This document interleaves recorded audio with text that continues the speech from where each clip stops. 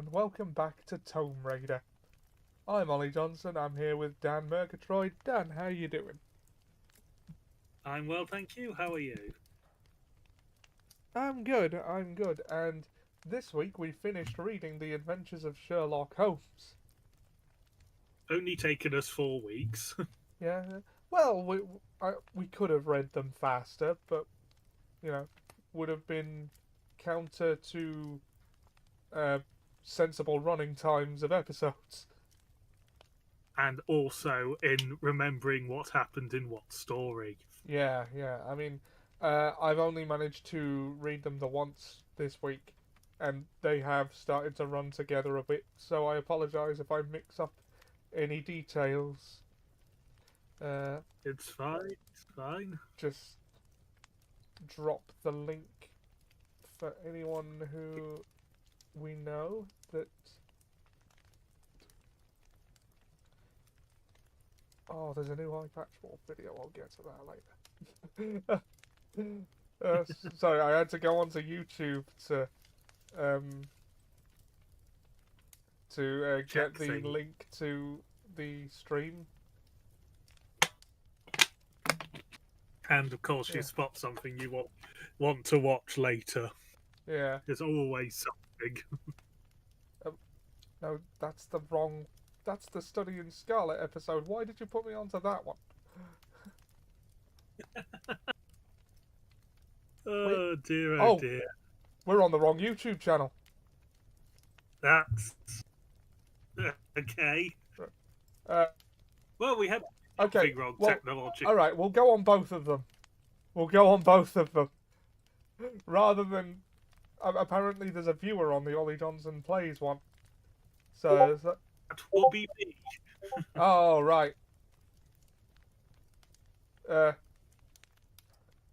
Okay, so if anyone there does happen to see this and wants to see the end of this stream, hop on over to the main channel, youtube.com/@OllieJohnson, and we will continue this discussion there. See ya. Wrong channel that I forgot to take this stream off? Or should I just leave it up? What do you reckon? It's up to you. You know what? I'll leave it up for now, as I started streaming on the wrong bloody channel. So I'll finish. Yeah, I've started, so I'll finish. I knew I'd forgot something. It was nagging at me. I knew I'd forgot something. Yeah. Yeah, but here we are. Yeah. Ah, dear.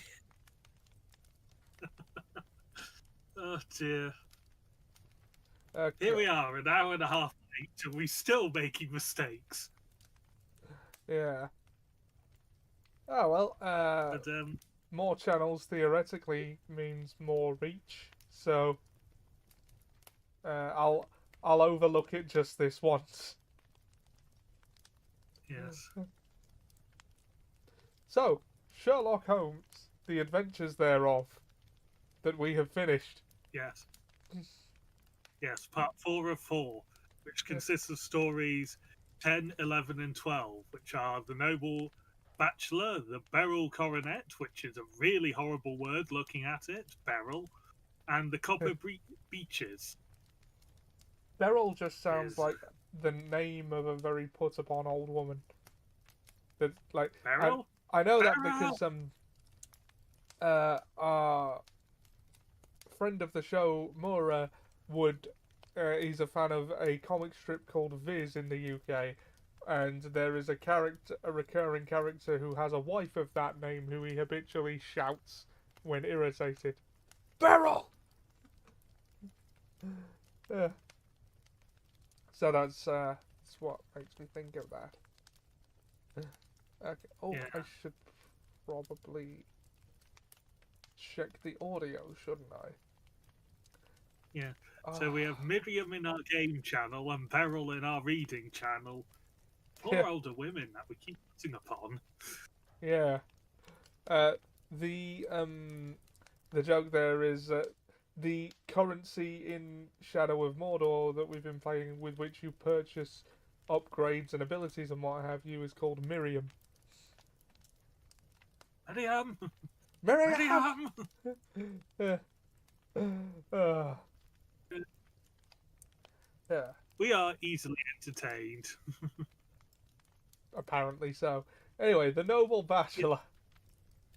Yes, and as demonstrated if you've watched previous Sherlock Holmes, it goes on Tome Raider with us laughing at the word ejaculate. Or I, ejaculate. I only noted Ejaculate. one in the 3 stories that we're reading today. Well, that we're discussing today that we have already read. Yeah. Yeah. So first, general sentiments. What did you think of the adventure of the Noble Bachelor? It is. It seems one of the more easy ones, and sort of like, again, another one that you could put together, but that might also come with like 140-ish, 130-ish years of stories, possibly ripping from this and it ripping from older stories, and watching far too many procedurals at various times. It was just, of course, there is a secret husband. Yeah. Could possibly have been scandalous at the time as secret marriage. Yeah. But I have just rather given the game away. But yeah. Well, the thing about going back to the classics, as it were, as we're very much doing here, is a lot of things are influenced by them. And it's like, I remember I didn't see The Matrix until the year 2013. So when that one bit came with the swooping camera and, you know, the whole 360 camera thing, it looked so cliche, even though I knew I was watching the first thing to do it, and the reason it looked cliche is because everything was referencing this. yeah, everything was copying it. Yeah. And I think sometimes with really old but famous stories like these, you do run into that happening now and then. Yes, it's just like, oh, this is a much earlier version of it, but because I have seen so many since then, this seems so obvious, in which it probably wouldn't have been at the time. Yeah. Secret Yes, husband. but Secret husband. No, it doesn't work with the rhythm. secret wedding. That's better. Secret wedding. Yeah, or secret marriage. Yeah. Okay. Yes, but we do start in 221B Baker Street this time. Is mostly the case, but not always. Yes, this is before Watson's wedding, so this would be after the Sign of Four, but before what was the first one in this collection? Oh, it wasn't the Red-Headed League. That was number 2. Scandal in Bohemia. Scandal in Bohemia. How did I forget that? I am not on it today. So it seems to be between the two of those, because he's married in the Scandal in Bohemia, but he is not married here. So that is roughly the setting we're at. So that's places in the early 1880s. Oh. He's. Oh. Oh. I think the stream stopped for a... Oh, wait, no. Apparently they're like... Did we stop at any point during the stream? I updated the... I updated the title to include hashtag ASMR in the YouTube title. Maybe it'll track better. Because we got the crackling fire and we're talking quite softly. Yes. Just come and listen to us talk about crimes and the solving thereof. That's relaxing, isn't it? Well, I know far too many people watch true life murder documentaries as a form of relaxation, which what does that say about the state of the world? Yeah. But anyway, we return to 221B Baker Street, where Watson has just been sitting in reading the newspapers and is thoroughly bored with them. What's on, Watson? Sorry. I didn't catch that. I just went, what's on, Watson? Yes. Yeah, Watson is inside because it's raining. There's autumnal winds, and the bullet in his limb, which I believe is his leg or possibly his arm, is throbbing with a dull persistence. And so he is there As just I've read, being lazy. happens with cold weather and old wounds. Yes. So it makes sense. So he's being lazy in the living room, and is just waiting for some entertainment. And the most interesting thing to him at the moment is the fact that there is a nice-looking letter waiting for Sherlock, sitting on the table from the afternoon's post. Yes, and so it's basically as soon as Sherlock gets back, here is a very fashionable epistle. Your morning letters, if I remember right, were from a fishmonger and a tide waiter. It was just like, please, just open the letter and tell me about it. I am so bored. Yeah. You'll perhaps be able to post me up. So Sherlock Holmes only read the criminal news and the agony column. Yes. And they're asking Yes, about and the wedding of a Lord St. Simon, which is the talk of the town at the moment. yeah, Lord Robert St. Simon. The letter in question reads, "My dear Mr. Sherlock Holmes, Lord Blackwater tells me that I may place implicit reliance upon your judgment and discretion. I have determined, therefore, to call upon you and to consult you in reference to the very painful event that has occurred in connection with my wedding. Mr. Lestrade of Scotland Yard is acting already in the matter, but he assures me that he sees no objection to your cooperation, and that he even thinks that it might be of some assistance. I will call at 4 o'clock in the afternoon, and should you have any other engagement at this time, hope that you will postpone it. It is a matter of paramount importance. Yours faithfully, Robert St. Simon."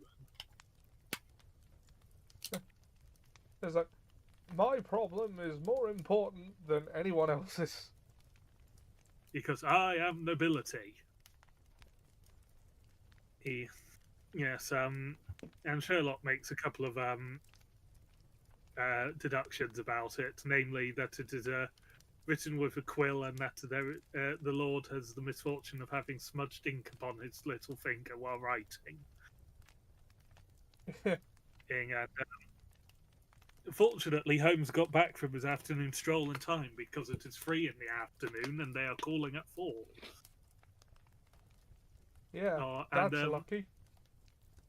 Yeah, and in the moment of showing of Sherlock's sort of areas where he of lack of knowledge, he doesn't actually know very much about Lord St. Simon, and knows nothing about his wedding or the scandal or attached to it. So he picks up one of his books that he stores clippings of the important or interesting people, and reads a bit about Lord Robert Walsingham de Vere St. Simon, second son of the Duke of Balmoral. Ain't that a place in Star Wars? Yes, Balmoral is a place in Star Wars. It's also the name of one of the palaces that the royal family, or an area around the palace. I want to say it's in Scotland. Yeah. No, I'm not I suggesting that know. Arthur Conan Doyle cribbed something from Star Wars 100 years in advance. Yeah. Yes, Balmoral is in the Scottish Highlands. I believe it's where they retreat to for Christmas, or used to anyway. They may not quite so much anymore. Yeah. Yeah. Yeah. Yeah. He concludes that his notes have very little of interest on what is actually about the Duke, other than he has, or the Lord, that he has a very strange name as always. He's and that he is a bit mature for marriage in many looks, being in at 41 years of age rather than his late 20s. Oh no. He's yes, the scandal. He's marrying late. But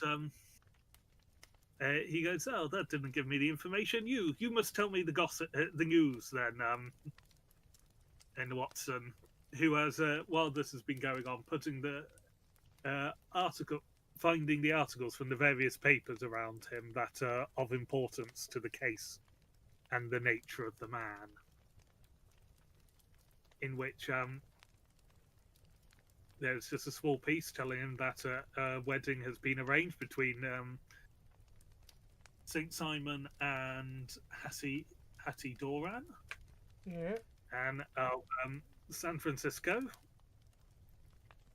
And Oh, I wonder how the public would have reacted to a royal marrying an American in 1880.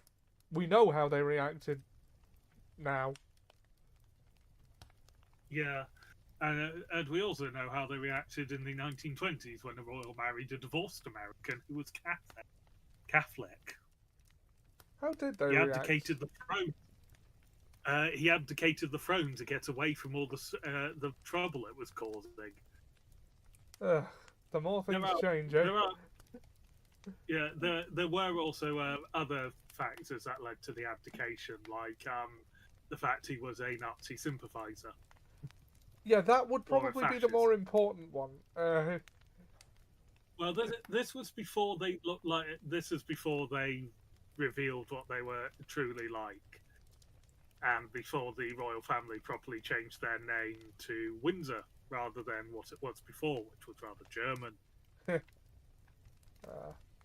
Yeah. But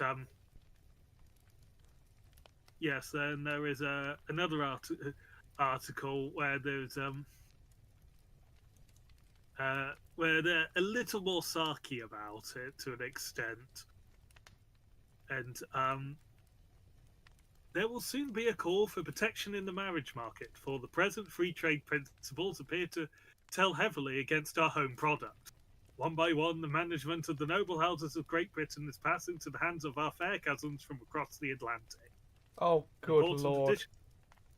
An important addition has been made during the last week to the list of prizes which have been borne away by these charming invaders. Lord St. Simon, who has shown himself for over 20 years proof against the little god's arrows, has now definitively announced his approaching marriage with Miss Hattie Doran, the fascinating daughter of a Californian millionaire. Miss Doran, whose graceful figure and striking face attracted much attention at the Westbury House festivals, is an only child and it is currently reported that her dowry will run to considerably over the 6 figures, with expectancies for the future. As it is an open secret that the Duke of Balmoral has been compelled to sell his pictures within the last few years, and as Lord St. Simon has no property of his own save the small estate of Birchmoor, it is obvious that the Californian heiress is not the only gainer by an alliance which will enable her to make the easy and common transition from a Republican lady to a British peer. Ugh. Translation: That's very the Royal Daily Mail, isn't it? Yes. What paper did they say it was? From one of the society papers, so it could very well have been a Daily Mail type paper. By the way, in 1899, the smallest six-figure sum, which is £100,000, would be worth £10,908,173 today. Yep. with expectancies in the future, given her father was a millionaire. Yeah. And she was an only child. So, God, a million would be well over 100,000. Yeah. Okay, hold on. Well, it's just a adding a zero. zero. Yep. £109,081,738, and that's if it's just 1 million. Oh, well, that's in pounds. It would be like, I mean, I don't know if dollars were always less than pounds. I I'm not sure at the time, but given that they are talking in an English paper, they have probably translated it across also already. yeah. And slash, even if it was he only had $1 million, if the dowry was six figures, he had over $1 million. Yeah. And then the next bit is we learned that the marriage is to be a quiet one with only like half a dozen intimate friends invited, and the party afterwards is to be held by her father, Alonsus, Aloysius. Alonzi.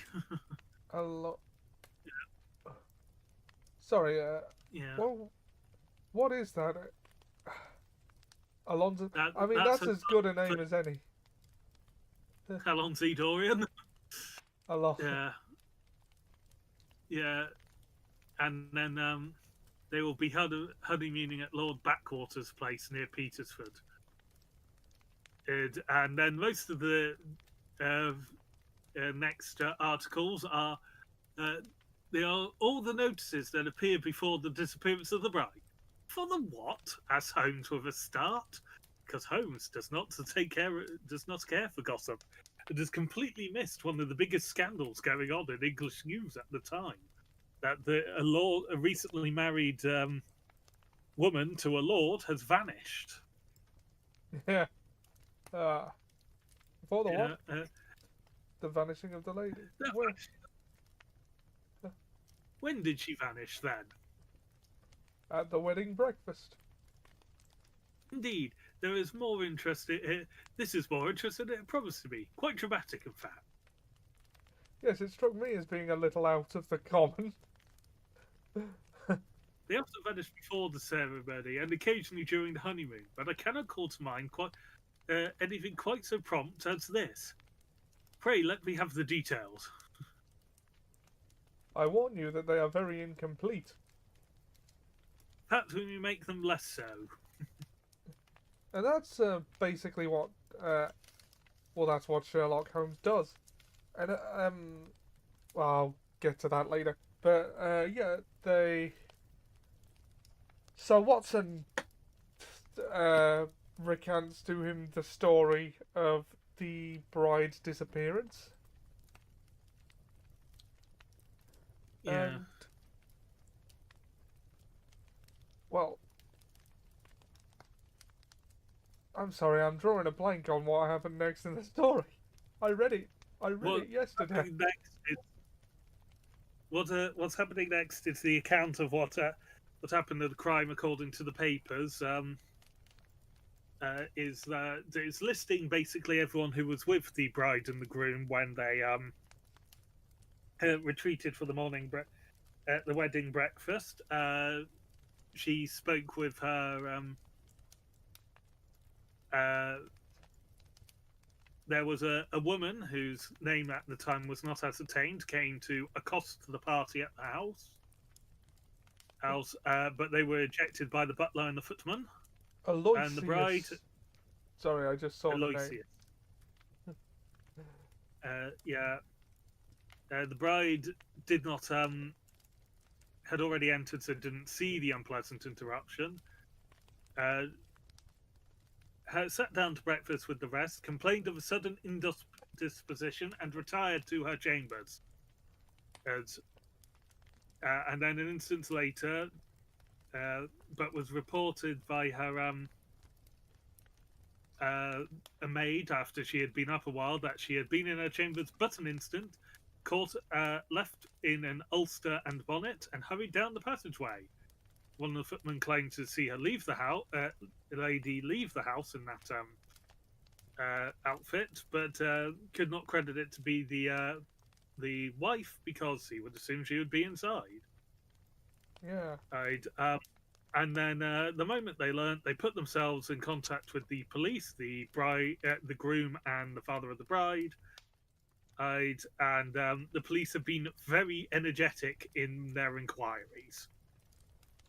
So, which will probably result in the speedy clearing up of this very singular business. Yes. And then the next day, there was an identity for the lady who had caused the scene at the front of the house, a Miss Flora Miller, and that she was arrested for it. It Yeah. And an exceedingly interesting case it appears to be. I would have not missed it for the world. Ah, but there is a ring at the bell, Watson, and so the clock makes it a few minutes after 4. I have no doubt this is our noble client. Do not dream of going, Watson, for I very much prefer having a witness, if only as a check to my own memory. Now, he likes to show off for Watson. Yes, it is indeed one of his weaknesses, is the showing off to Watson. But also, a thing I've observed about the character is, despite his tendency to show off to Watson because of how spectacular Watson finds what he does, Sherlock doesn't agree with that. Yeah. Sherlock doesn't agree that what he does is in any way that special, because he expects Watson to be able to do it. Yes. And indeed, he has complained in a few of the short stories about Watson's adding a flair to the story, in a way that it seems. Yeah. Well, he sees what he does as basically like reading. Yes. To him, it's a simple thing that anyone who tries to should be able to do. Yes, but at this point, Lord Robert St. Simon is introduced into the room, described as pleasant, cultured face, high-nosed and pale, something of petulance around the mouth. Expects to be obeyed. Well, he's a noble, so of course he is. Yeah. His manner was brisk, and yet his general appearance was gave an undue impression of age. He had a slight forward stoop and a little bend of his knees as he walked. Hair too was swept off his very curly brimmed hat with. I don't need to get the such. He also seems to high collar, frock coat, slight foppish look, white waistcoat, yellow gloves, patent leather shoes, and light-coloured gaiters. Another man coming to Sherlock Holmes' house in gaiters.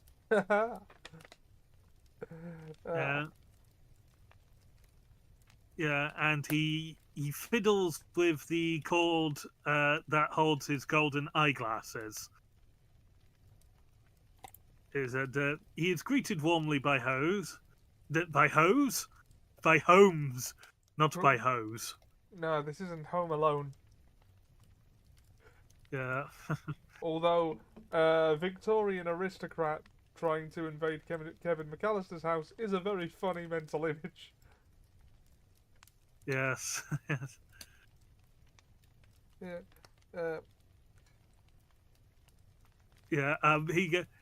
Holmes greets him politely, and he responds with, "A most painful matter to me, for, as you can most readily imagine, Mr. Holmes, I have been cut to the quick. I understand that you have already managed several delicate cases of this sort, sir, though I presume they are hardly from the same class of society. It's like, actually, I've already helped a king. No, I am descending. I beg your pardon. My last client of the sort was a king. Oh, really? I had no idea. And which king? King of Scandinavia. What? He had lost his wife? Can understand that I extend to the affairs of my other clients the same secrecy which I promised to you and yours. I mean, if he's referring to a Uh, scandal in Bohemia, like, that's not an inaccurate uh, summation of events. he is not referring to a scandal in Bohemia. What he is referring to is the case that, because he mentions in the Scandal of Bohemia that the King of Scandinavia is the one that recommended Holmes unto the Oh, yeah. hereditary King of Bohemia. Oh, yeah. Because Oh, also Seb's remember, here. this Hello, is Seb. before. Hello, Seb. Because remember, as we established earlier, this was before a scandal in Bohemia. Oh, yeah. Oh, yeah, of course. Yeah, sorry. Ah, I am not on Ollie it is today. very No, tired. I just slammed a full can of Lucozade Alert Blue, so I should be alright in a minute.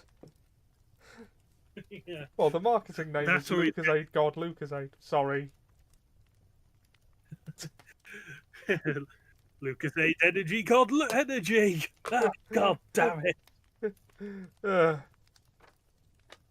Oh God, Seb just said, have you ever heard that there's a government program in the Czech Republic to boost the rap and hip hop industry there? It's the Bohemian Rap Subsidy.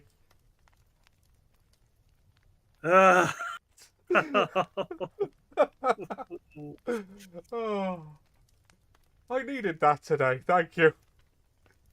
Yes. Yes. Just like you were needed lamb. Oh, good luck. Right? Yeah. Dogs. Yes, but yes, Holmes starts making inquiries that to get the facts straight. Discovering that they first met in San Francisco a year ago, the bride and the groom. That they didn't get engaged then, but they were on friendly footings. And her father is very rich. He is said to be the richest man on the Pacific Slope. How did he make his money? In mining. He struck nothing for a few years, struck gold, invested it, and came up heaps and bounds. The American dream. So you could call him a great mine craftsman, if you wanted. Yeah, sorry. So you could call him a great mine craftsman if you wanted to. Yeah. As well, now that my bail's paid, I can be there. Nobody bought it, Seth. Yeah. He Oh, you're in the group chat, aren't you? So you know. Yeah. Yes, but Seb's April Fool's was a bit obvious. We know you, Seb. They would let you go so you would stop talking to them about Hearts of Iron 4. To be fair, he doesn't talk about it that much. No, but he would get out of prison. No, yeah, I suppose you could, like, hoy them into submission. Yeah, but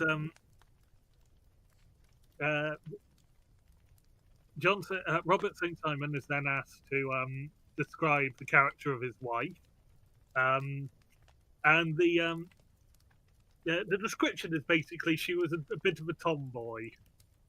And in fact, I believe that is actively what he calls her now. She is what we call in England a tomboy. Strong nature, wild and free, unfettered by any sort of tradition. I don't think that's the contemporary definition of a tomboy, but it's interesting to see that that's what they call one there. That just seems like a woman who's not keen on being told what to do. Well, it also starts with during that time she had ran free in the mining camp and wandered through woods or mountains, so that educator education has come from nature rather than from the schoolmaster. So Yeah. a bit more in keeping with it, with today's description, but not entirely so. Yeah. So, swift to make up her mind and carry out her resolutions, and he believes that she is a woman capable of heroic self-sacrifice, and that anything dishonorable would be repugnant to her. He doesn't have a photograph, but he does have an ivory miniature, so they can get a look of what she looks like when he asks. And That's he the most continues, rich person thing ever. I don't have a photograph, but here's this ivory miniature yes, that I had carved. yes. I believe in this context, the ivory miniature is almost sort of like a painting within a locket rather than a statue. Oh, yeah, Yeah, of course. I remember the locket now. yeah, yes, but yeah, she came to London and they met up several times, continued their acquaintance, and then got engaged and got married. He refers to the dowry when questioned as a fair dowry, not more than is usual in my family. Oh, la di da. So, Yeah. and he hasn't inquired as to what's going to happen, given that the wife's vanished in terms of the dowry, and Hose approves of this, so removes an air of foul play to it. Was she in good spirits? She was before the wedding. And she was as bright as possible, at least until after the ceremony. Yeah. Did you observe any change in her? Well, to tell the truth, I saw then the first signs that I had ever seen that her temper was just a little sharp. The incident was too trivial to relate and had no possible bearing upon the case, which of course means it is absolutely key to the case. Yeah. I mean, it must have taken all of Sherlock's self-control to say, I'll be the judge of that, to not say, I'll be the judge of that, Sonny Jim. Yeah. Pray let us have it for all that. Seb wants to know if you've ever seen Twin Peaks. No, I haven't. Uh, I am behind on a lot of what is considered must-watch TV. yeah, And not much TV. I am behind on a lot of TV. Yeah. Me too. I'm still watching TNG. I'm further behind than you think. Yeah. The incident in question is she dropped her bouquet into a pew when they were walking towards the vestry, and that the man took a moment to hand it back to her. And yes, he was a member of the general public, not one of the families, not one of his friends that come along. And as far as he is aware, he is not a friend of his wife, and he was calling him a gentleman as a courtesy, as he was a common-looking person. Hardly noticed his appearance. Yeah. Yeah. The snobbery at play in this person, and you know you can't blame them for it. They're born into it, aren't they? But still. Yeah. Yeah. And Lady St. Simon seemed cheerful when they got home, and when she had made it back home, Seb says her Roots husband saw TNG and Star Trek TNG, the one related to LeVar Burton. But yes, there is he saw her in conversation with her maid Alice, who he feels is a bit too friendly with the now Lady St. James. Yeah. Seb says, I feel like from the author's perspective, it's look how silly these snobby people are. Yeah, that does come off quite a bit in some of Conan Doyle's descriptions. Particularly the last line of A Scandal in Bohemia. Is it not a pity she was not on my level? Which is still my favourite line in the stories. Oh, believe me, she was on a very different level to your majesty. Yes, this is like, well, as Holmes calls her, she is the woman. Yeah. Oh. And so, so she's on a much higher level than everyone. Yeah. And yeah, she's Lord St. Simon thinks she's a bit overly familiar with Lady St. Simon, the Alice, her handmaiden, her maid, not handmaiden. That's very different. And did you ever hear any of what they said? Lady St. Simon said something about jumping a claim. She was accustomed to using slang of the kind. I have no idea what she meant. And American slang is very expressive sometimes. Yeah. So I know he's called Conan Doyle, but I keep wanting to put Arthur Conan O'Brien, who is someone else entirely. That's an American talk show host, if I'm not mistaken. Yeah. But they then went to breakfast. Okay, go on. Oh no, Seb just said jumping the clay. I think it was jumping the claim, but Yeah, wasn't it? claim. Yeah. Seb said jumping the clay means having a wank. Not in this house, it doesn't. In this house. Hey,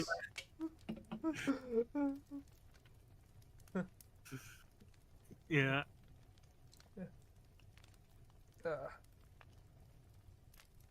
Yes, and then they mentioned that Lady St. James is independent and didn't come into breakfast on his arm. That she sat down for 10 minutes, rose hurriedly, muttered some words of apology, and left the room. She never came back. Because she quickly put on a ulster, a bonnet, and walked out of the house. And she was afterwards seen in Hyde Park in the company of Flora Miller, the woman who was arrested for this kidnapping. So you can see why they think this kidnapping is up. Wasn't Hyde Park a location in Assassin's Creed Syndicate? Yes, yes. That was the one we had. That was the one we had a load of trouble. Sorry, I cannot stay focused today. Yes, it seems that way, doesn't it? Yeah, seems worse than usual, and I'm usually pretty bad. Yes, yes, but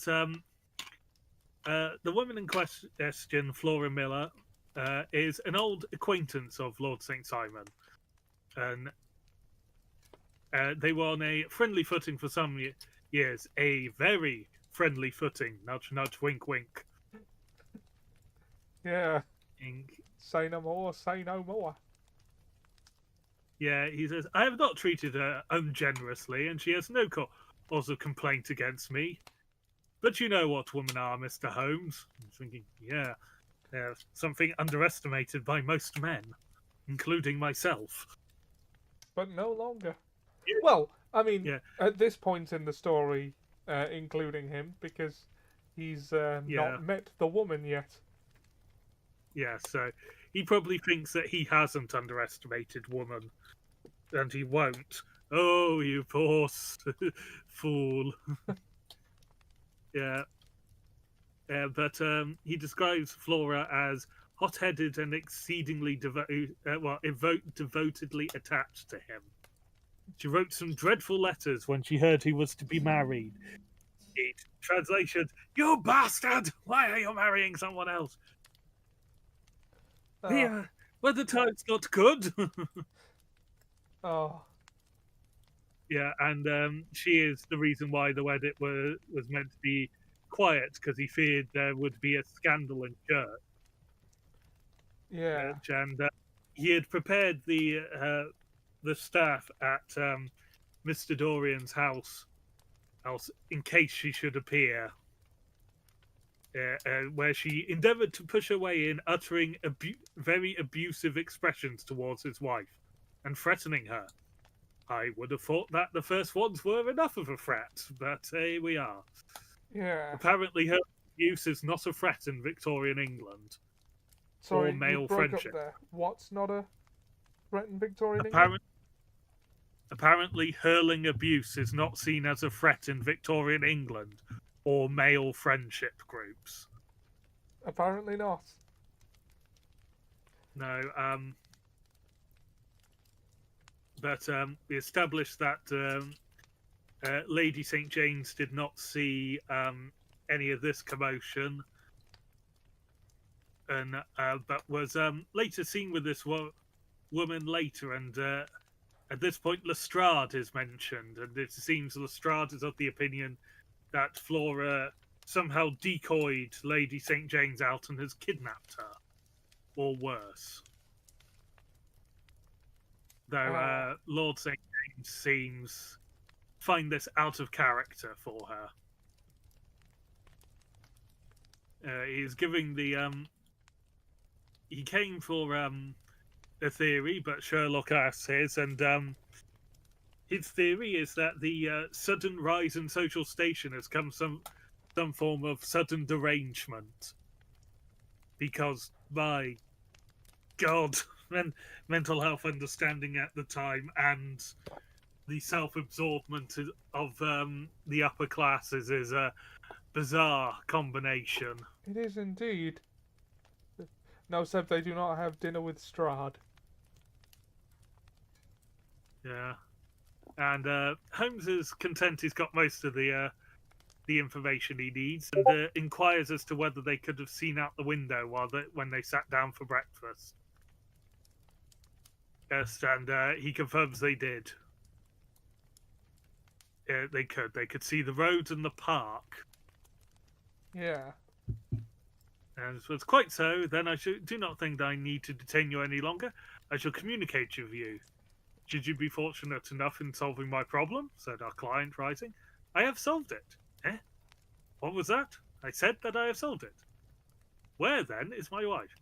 That is a detail which I shall speedily supply.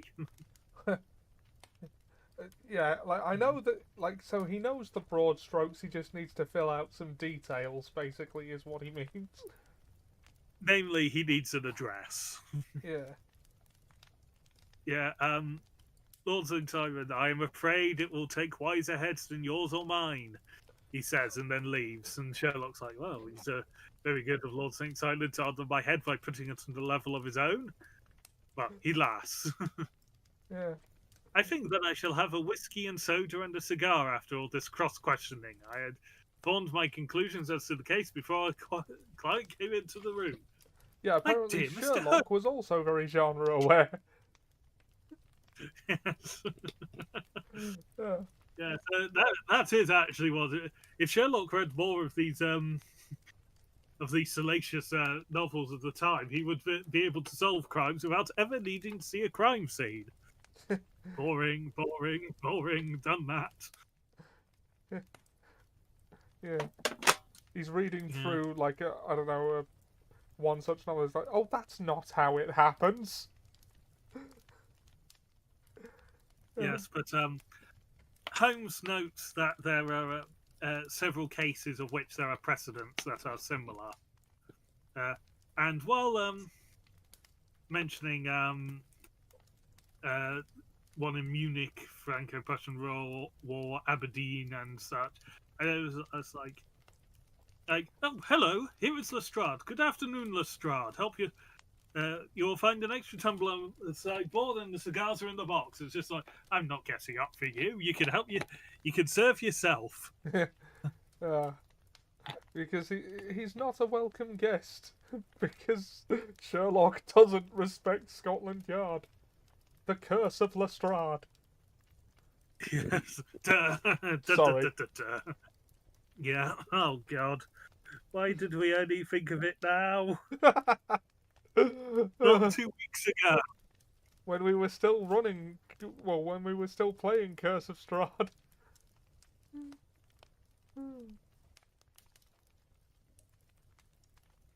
Yes.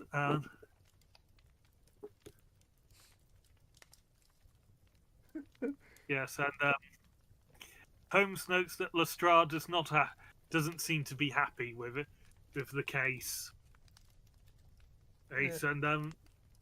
And quotes of, "Whoever heard of such a mixed affair? Every clue seems to slip through my fingers. I have been at work upon it all day." Yeah.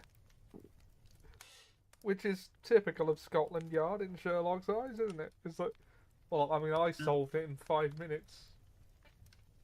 I just needed the papers. What took you so long? But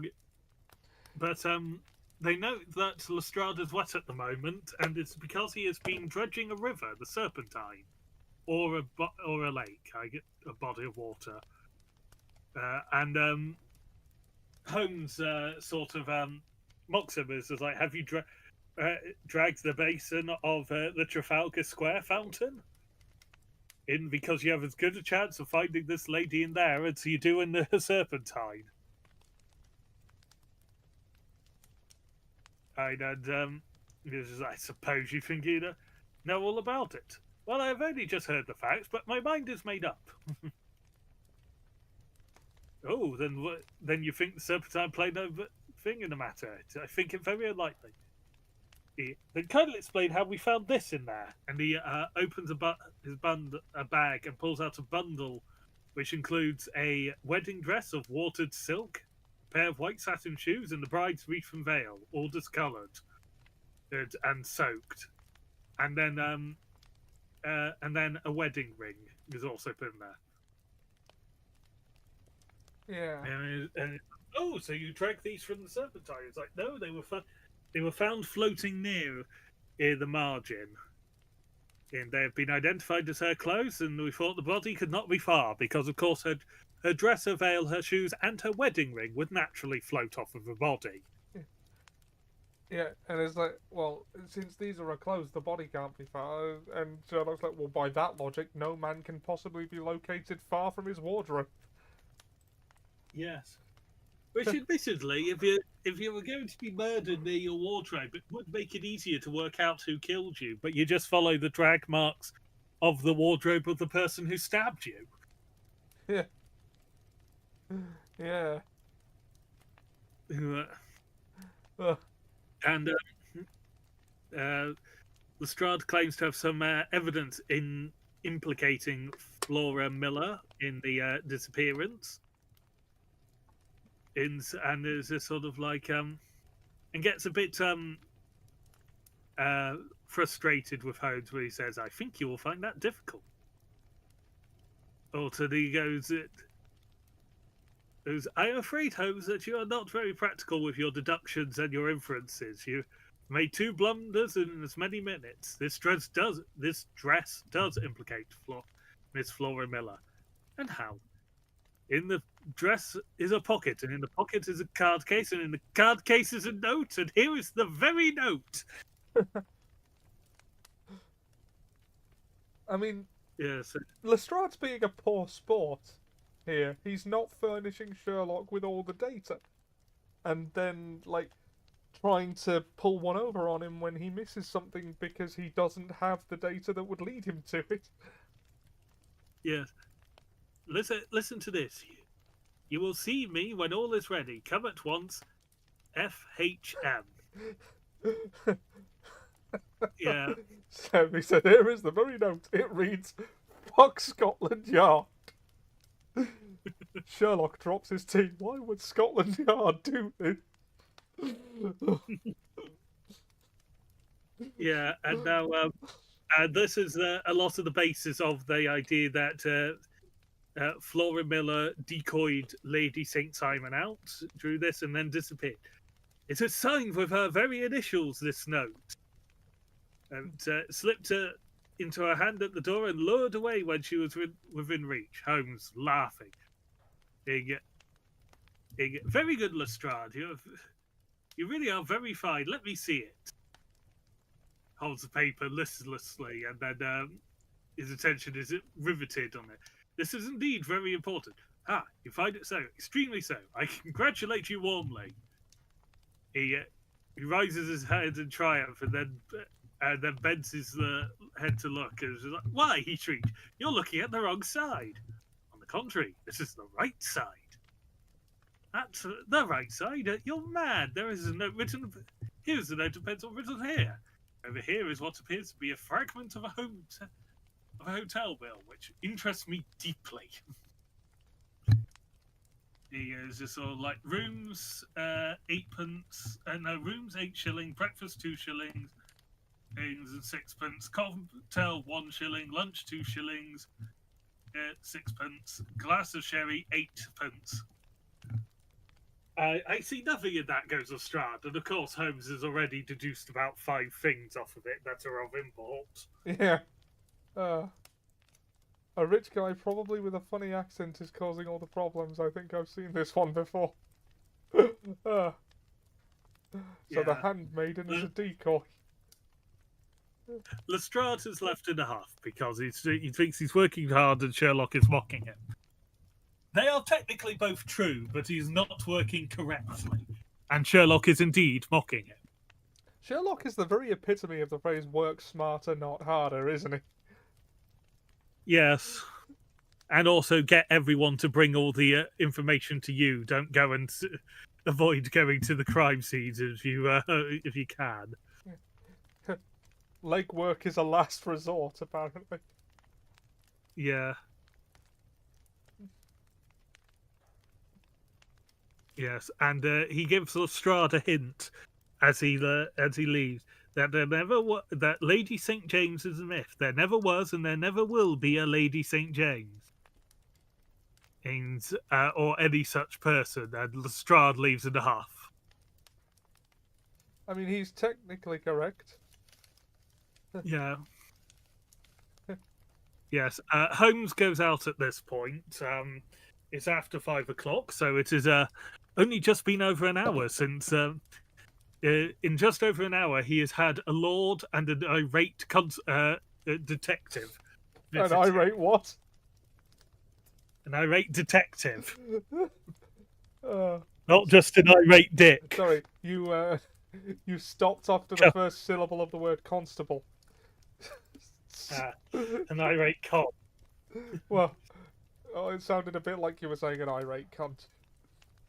No, they haven't turned up yet. And given the manner of writing, they are unlikely to. Yeah. Until we move into this, but while Holmes is out and Watson is left at home with the papers as it is, within an hour, a confectioner's man arrives with a very large box, which is unpacked with the help of a youth, and an Epicurean cold supper is being put out on the mahogany table, or woodcock, pheasant, pate, a foie gras pie, with a group of ancient and cobwebby bottles. So some expensive wine as well has been laid out, and he is assured that that it is the correct address and that it has been paid for, and they vanish like the genie of the Arabian Nights, with no explanation for what's been going on. And then just before 11 at night, Holmes arrives, with grave features but a light in his eyes, which means he has not been disappointed in his conclusions. They have laid the supper then, he says. I mean, to be fair, Watson should have guessed Sherlock had something to do with that. I'm guessing so, which is why he hasn't touched it yet, so I would imagine. Yeah. It's just sort of like, you seem to expect company. They have laid for 5. Yes, I fancy we'll have some company dropping in. I'm surprised that Lord St. Simon hasn't beat me here. I fancy I hear him now upon the stairs. And there he is, dangling his glasses more vigorously than ever. Not a euphemism, he has glasses on a string, and I imagine when they say dangling it more vigorously, he's spinning them absent-mindedly. Is this the sort of thing you do when you have keys on the chain as well? You just spin them round. Or at least you do if you're in an American crime drama and you're a security guard on a quiet night that's about to be very unquiet. Holmes just remarks, "My messenger reached you then." Then, "Yes, and I confess the contents startled me beyond measure. Have you good authority for what you say?" "Best possible." And Lord St. Simon is disappointed and is wondering what his father will say. They, when he learns that the family has been submitted to this humiliation, which has not been made clear yet of what it is it is a pure accident. I cannot allow that there is any humiliation. You look at these from things from another standpoint, i.e., you're not posh and being judged by everyone. Yeah. On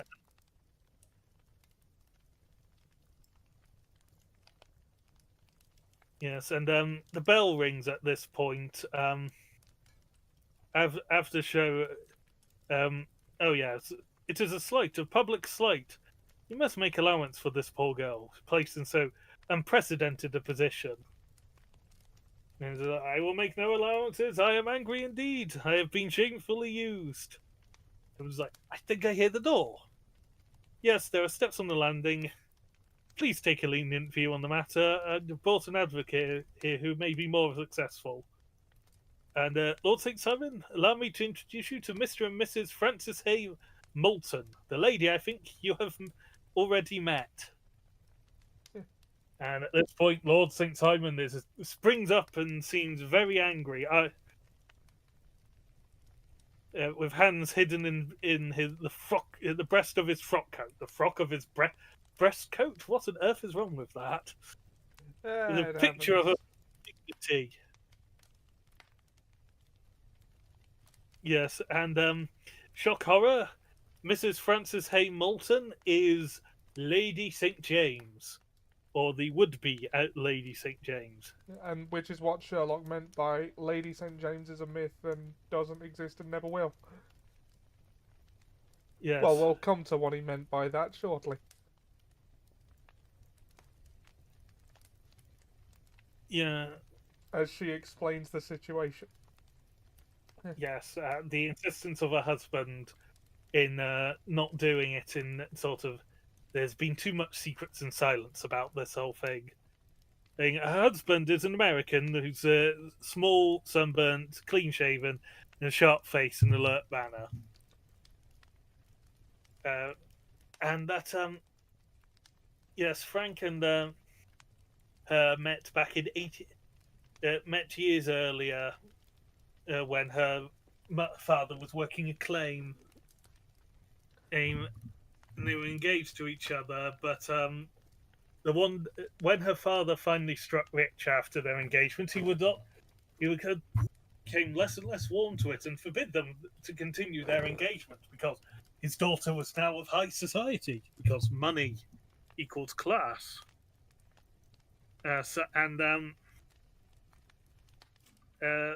Frank wouldn't give up though, and followed them after they moved away, and they decided to maintain their engagement, and the easiest way to do that in their mind was just to, at Frank's suggestion, was just to get married and then announce it publicly once he was as rich as her father. So they did. They got married, and he left to continue digging for gold, basically. He in return once he made his fortune. And the next she heard of Frank was a news article on the claim that he was digging of an attack by Native Americans, and he was listed amongst the dead. So what you're saying is she married a gold digger? Yes, she married a gold digger before he was digging gold after her father had dug gold. And their initial engagement was when her father was digging for gold as well. Yes, but yes, she waited, and after over a year of no news to confirm the opposite of the news story from Frank, she accepted that he was dead and met the Lord St. Francis. Not Lord St. Francis, is it Lord... What have I forgot? Lord St. James. And they started their their courtship, as it was, and he came back over to uh, and she felt while she would not love him in the same way that she loved Frank, she would do his duty by him, by Saint James. Oh God, why is it suddenly Saint Francis? So, And she'd do a duty and wouldn't be upon it. And you could not imagine her surprise that when at the altar rails, she glanced back and saw Frank sitting in the pews. yeah, that would be a bit of a shock. Yeah, thought it was a ghost at first, and then determined it wasn't. She went as if to move towards him, but he put a finger to his mouth and tell her not to act, and then scribbled a note down.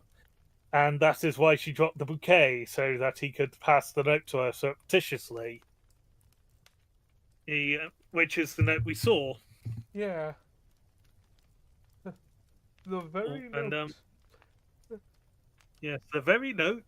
In the dress that well, the dress had a pocket. In the pocket was a card case, and in the card case was a note. And this is that very note. Yes. Yeah. When they got back, she spoke to her maid who knew Frank back in California, and had her pack a few things and get her ulster and bonnet ready. She knows she ought to have spoken to it's Saint Simon anyway. It's not even Saint James. The Lord Saint Simon. She's spoken to Robert Saint Simon, but due to the caliber of nobility about it, became hard, so she just ran. Yeah. And I mean, like these aristocrats, they can have you killed. They'll find a way. So yes, I can understand the hesitance. yeah. And after she slipped away, she was accosted by Flora, and from what she was saying, she gathered that Robert had his own little secrets from before their marriage. Seb says, "Get your saints in a row." It's not on the level of your Yes. earlier pun. The Bohemian Yes, and Rhapsody. yes, she caught up with Frank, and they took a cab to his lodgings, and it turns out he had been a prisoner of the Native Americans, and he had escaped, come to Fresno, found that he had been given up for dead, and that she had gone to England. And he came upon her on the very morning of her second wedding. He said, "I saw it in the paper." Gave the name in the church, but not where the lady lived. So he went to the church and followed them. Yeah. They discussed their options. Frank was all for openness and explaining the situation. She was for just running away, hiding, and then sending a line to her father later to say that she was all right, alive. God damn it, Tim, he came upon her. I'm sure the new husband wouldn't be too happy about that. So Frank hid the wedding clothes and dropped them somewhere, place where they shouldn't be found. Where, of course, they were immediately found. Yeah. And they were preparing to go and be in Paris by the next day when Mr. Holmes came around and found them and explained in a non-judgy way the situation, and that it would be best to come forth and explain everything. Yeah. Well, for closure's sake, if nothing else. Yeah.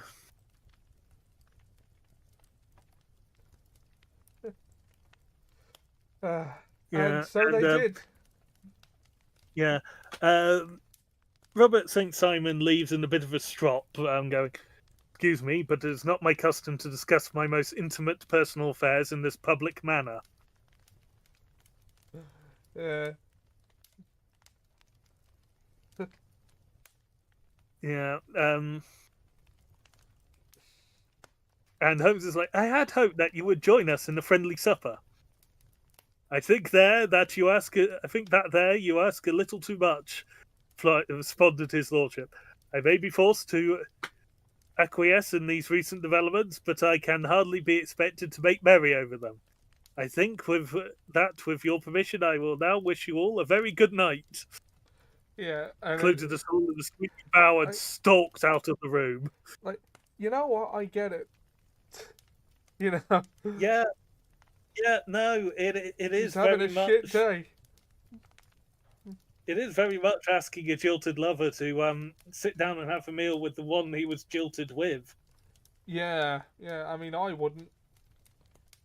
Yeah, the fact he was still very polite and was willing to shake uh his not wife's hand was surprising. Yeah, I mean Yeah, that's Holmes. about as magnanimous as you could expect anyone to be. Yeah, Holmes then goes for Holmes and Watson then have dinner with the couple, and Holmes expresses that he believes that one day the Americas and the British will be united again under a single flag that is quartered between the Union Jack and I have the Star Spangled Banner. You know, So I kind of hope not. not at the moment, anyway. Yeah, Give it another couple of 100 years. yeah, Yeah, and the rest of the story is Holmes explaining how he figured it out, which is well, it seemed obvious that in the case of her running, that some other man would have a claim upon her already. That meant that she had to leave St. Simon, and how I located them was easy. I noticed that the boarding was expensive, so I went to the most expensive hotels, found one where it matched up, and there was a forwarding address for his post, so I just went there and hassled them until they came back over. The long and the short of it. yeah. Basically, uh, of course, Yeah. Sherlock Holmes. Well, this is. I'm a bit muddy on. This is before Scandal in Bohemia. I'm a bit muddy on the timeline of when it. Sorry, excuse me. Of when it was exactly. Sherlock Holmes developed a reputation in London for what he does. Be- Yeah, it's because there are people who know the name.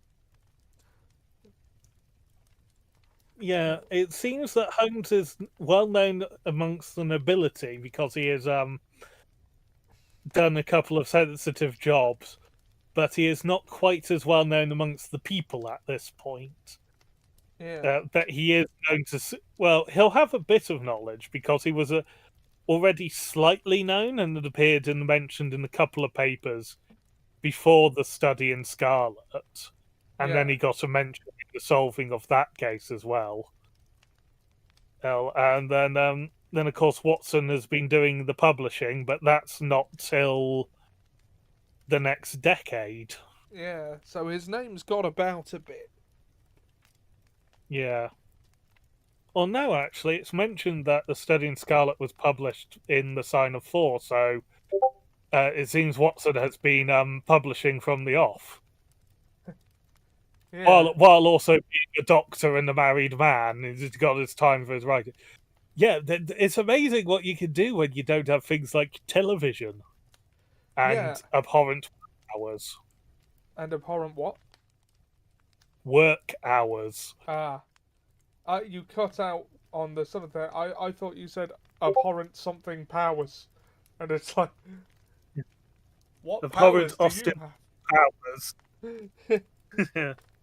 No, Austin Powers, he is now truly abhorrent to us. I haven't seen those films in ages, and I'm frightened too because I'm worried about how they'll hold up. Yeah. Well, awfully. Uh, But, yes. that is the Noble Bachelor, Yeah, where it's just sort of like the woman he's married's supposedly dead husband has come back from the dead, yeah, and as it happens in a lot of things, it's just sort of like a situation could have been avoided if they had just talked.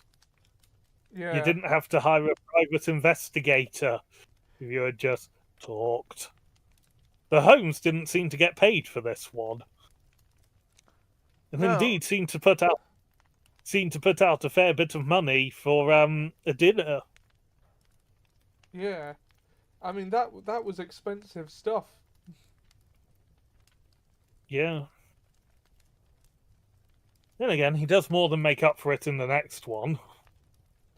He does, yeah, yeah. He gets well compensated diegetically there. Seb says they hold up all right for light comedies with crude humour. Also, Bond copied Austin Powers for Spectre. I'm compelled to ask why, even though I may not like the answer. Mm, uh,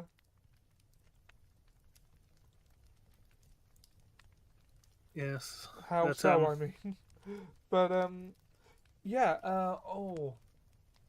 This is about as straightforward as a Sherlock Holmes story gets, really.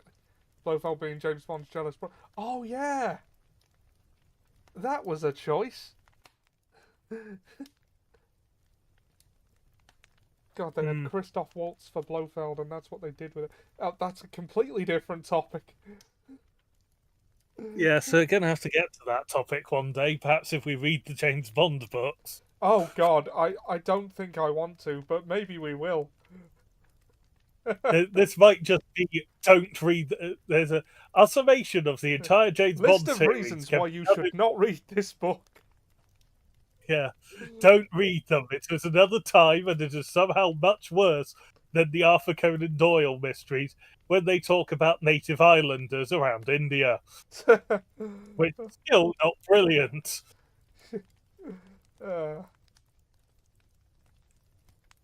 I have heard, though I can't confirm, that the James Bond books were really bad even for the time.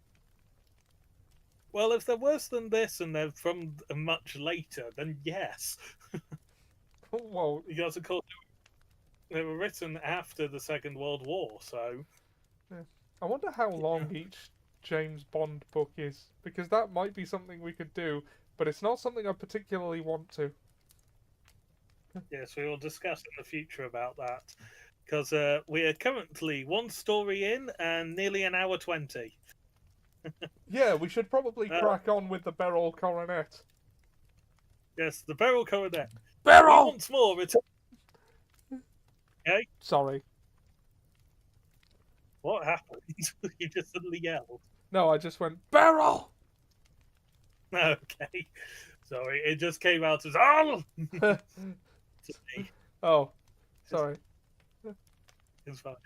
We start once more in 221B Baker Street. And Watson is looking out the window. It's like, there's a madman come along. It seems rather sad that his relatives should allow him to come out alone.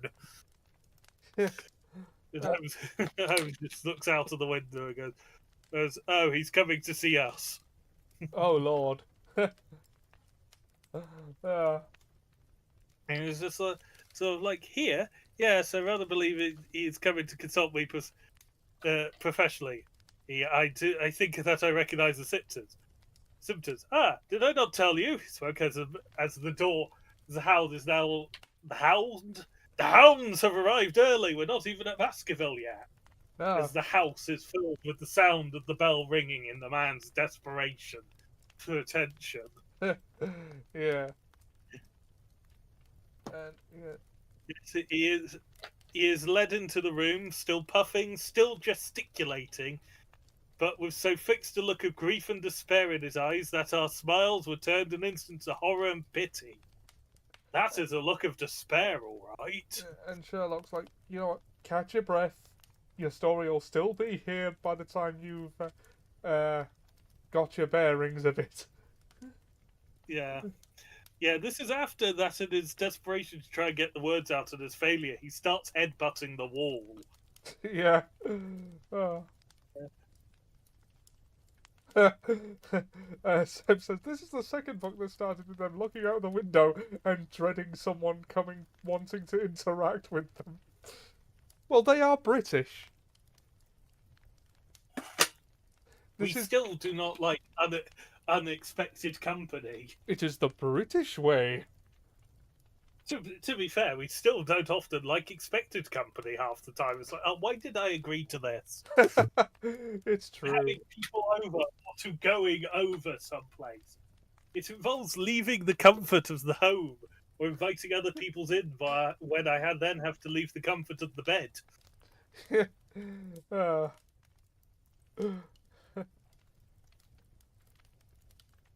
Yeah, and he finally gets some words out. No doubt you think me mad. Yes, Watson did. Yeah. And Holmes doesn't look at his friend in quite that way. I see that you have some great trouble, responds Holmes. Sherlock Holmes is the sympathetic one of the two. This is often the case. Whereas Watson looked at him and went, "Oh, some madman has been let out without escort." Holmes goes, "Oh, he's coming here. Get the chair ready." Yeah, and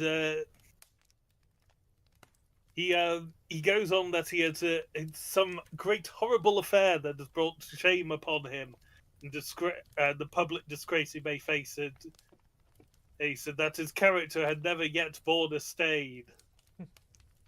So he's not a dickhead who looks like Benedict Cumberbatch.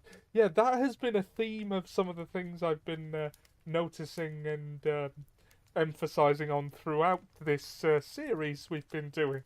Sherlock Holmes is a deeply compassionate man. Yes, he is. He is not as manipulative as Watson as other versions depict him as. And it's not outright manipulative, but more sort of giving an excuse in the Robert Downey Jr. ones, in the first one anyway. Yeah. I was saying to Dan earlier before you got here, Seb, one of the key differences I've noticed is in, Sherlock shows off for Watson, but he doesn't actually see what he does as anything particularly remarkable. He thinks everyone should be able to put things together like he does. He probably sees it a bit like reading. Yes, and but if everyone did see the world like he did, he'd probably find it a much more boring world. Yeah, I suppose so. There'd be a lot less crime because no one could get away with it. Yeah, and similarity does not breed familiarity or indeed interest. No. So, yes. Yes, and so the man laments a bit, and then is finally dragged to pray compose yourself, sir, and let me have a clear account of who you are and what has befallen you. He reveals himself to be a banker by the name of Alexander Holder. Never mind, get out. No. Yeah. No, that's not what he said. Of one of the most respected banking institutions in London. Therefore, he is one of the most respected bankers in London. And I'm going to have to be careful while saying that because it is one letter difference from what everyone actually thinks he is.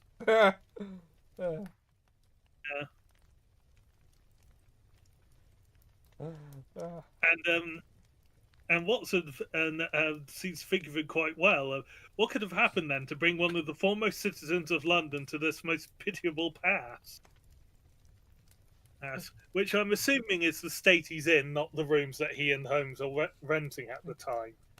Because his marriage to Ruby isn't mentioned, it appears that this is before the last story. That is an interesting comparison, sir. He says Bond is an awful fucker, let's make him nice for the movies. Sherlock is nice, let's make him an awful fucker in media. Yeah.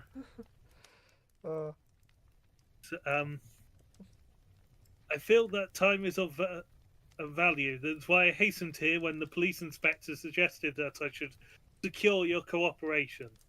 Came to Baker Street by the underground and hurried from there on foot, for the cabs go slowly through this snow. Oh yes, it's another winter story, so snow is like ankle deep or higher, it seems. Yeah. We don't get that anymore. No, no. I'm actually kind of glad about that. Snow's awful for me. Wheelchair user. It's Yes. like getting stuck in the mud. Any layer of snow on the ground. I'm basically immobile. And also your hands will be beyond frozen Yep. trying Yep. to move your chair in that weather. I just said he likes global warming. I said I like the absence of snow. I said I don't get on with snow. That is not an endorsement for global warming. Yeah. I also like the absence of heat that will kill me. Yes. I have Yeah. I have a I have a like a comfort zone when it comes to temperatures. As do most humans. Yeah. Yours just has an additional practicality over most other people. Yeah. Yeah. Bet you And want to frack in your face. I don't want any language. The God, yeah. I say language when he doesn't swear, and I've definitely not had a go at him for saying cunt. Yes, yes. And that wasn't entirely the plan, but yes, a language that would make a Victorian gentleman faint or call the police on us. Which is the way. But yes, we are given the fact that the banking business that he has worked for has recently given out a huge loan to a gentleman of high station, and that he endeavours to repay the loan by the beginning of the day or the next Monday, but he has left something of high collateral to guarantee the loan. And it is the eponymous Beryl Coronet, a crown with 12 beryl gems around it, with no equal anywhere else in the world, apparently. Yeah, which is a public possession, which makes it sound like the bloomin' prince has come along because he's short a few bob. Yeah, and is waiting for It was Alfred who married Victoria, wasn't it? Prince Alfred to pass on the Yeah, I think so. next month. Wait, why do you go about at night stealing solar panels off people? How do you think I'm getting on a roof? Yeah, but There's a flaw in the your amount story there. yeah, the amount of money he's asked for is roughly 5 million nowadays, going by the calculations for the lowest figure in the last story.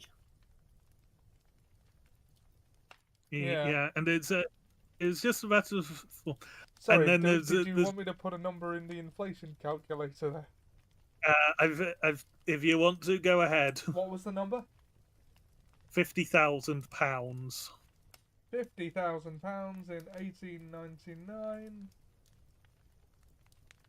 would be £5,454,086.94. Yeah. And I made a mistake. There were 39 barrels, not 12. I don't know where I got 12 from, it turns out. Yeah. Considerably more barrels. Yes. But there's this wonderful moment where the noble figure goes to the banker. Is the security sufficient? And it's just like, ample. Well, of course, this is talking about the security against the loan, not the security of keeping one of the greatest public treasures of the empire safe. Yes. Yeah. So they handed over 50 £1,000 notes. They used to have proper notes back in the day. Imagine trying to get change for that. Bloody hell, £1,000 note. Yep. Closest we get to that now is £1,050 notes. Imagine that slipping out of your pocket. Oof. Yeah, yeah. It's just one Probably of those why we slipping don't out. have them. Yeah, yeah. But the noble figure leaves the office, and the banker secures it in his personal safe at the office. Which, of course, at the end of the day, he's worried that he's going to. It won't be safe while he's not there, so he takes it with him and locks it in the bureau in his dressing room. Which I don't know if any of you have ever had a bureau and a safe, but a safe is much more secure than a bureau in a dressing room. I mean, one is made of metal and one is made of wood. Yeah. And one will have a much stronger lock on it. I wager you could probably get your way into a bureau with just a pair of scissors and just using leverage. Yeah, if you were determined. Yeah. And now we get an explanation of his household. He has a groom and a page, which do not sleep in the house. 3 maid servants, who he's had for a number of years, who are quite above suspicion. Another waiting maid that is new to the service, but has given satisfactory the service. And he has a son, as he is a widower, and an adoptive daughter who is his niece. And his niece is an angel, and his son is a blackguard. Yeah. So his son's has fallen into bad company. The name is there somewhere. Sir George Burnwell. He's fallen in with the wrong crowd. Yeah, and is often asking for money and has gambling debts. And every time he tries to break away from the organisation, the exclusive gentlemen's club, that's Sir George Burnwell. Sir George Burnwell has got him in. He drags him back in. So of course he tells with a son who he considers a known blackguard. He mentions that he's got the Beryl Coronet in his bureau upstairs. Oh dear. Why? I don't know why you would. It is idiotic. And yes, after this conversation, in which it's revealed that the son once openly admits to having broken into the bureau in the teen years with any key from the house. Any key from the house can open that old bureau, and he admits to doing it in his teen years. He then afterwards, while the father is going to start the rounds to make sure that every window and door to the outside is locked at the end of the day, he mentions he asks his father for an advance of £200, and his father reacts negatively and basically scolds him and sends him away. You won't see penny one from me, you slag. Yes. And then he, Obviously he's doing that. Yeah, that is the spirit. He goes around and he checks in the windows, and during that he sees his niece, who normally does this during the night, close a window in the hallway and lock it. And they exchange pleasantries and good nights, and they all go off to bed. She mentions that the new maid, who is described as handsome and attracts callers and visitors to herself, has come in slightly late because she's been at the garden gate talking to someone. And this is not the first time she's seen it. The next thing we know from the man's attention is where is it? Just to remind himself,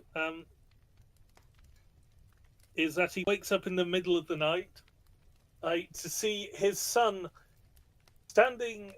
He gets up and goes through and see his son standing in shirt and short and trousers, or like vest and trousers, basically night clothes, standing by his bureau with the coronet in his hand and is straining with all his strength against it, twisting it, or so it seems.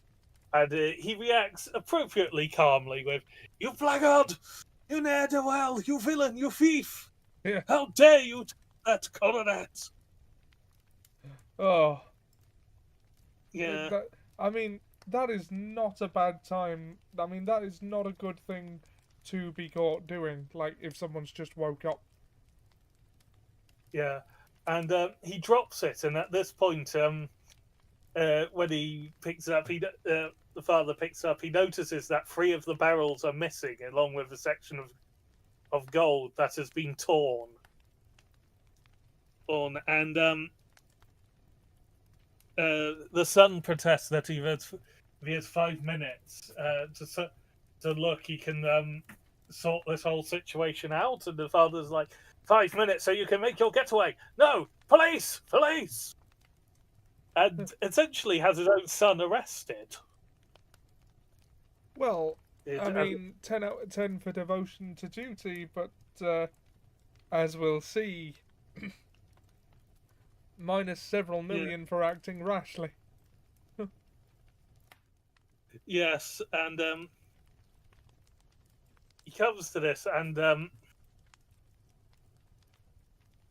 Spectre's constable called to the house, take Arthur, his son, away. I believe his daughter his niece is named Mary. Yeah, there's a lot of Marys, I remember thinking when I was reading that bit.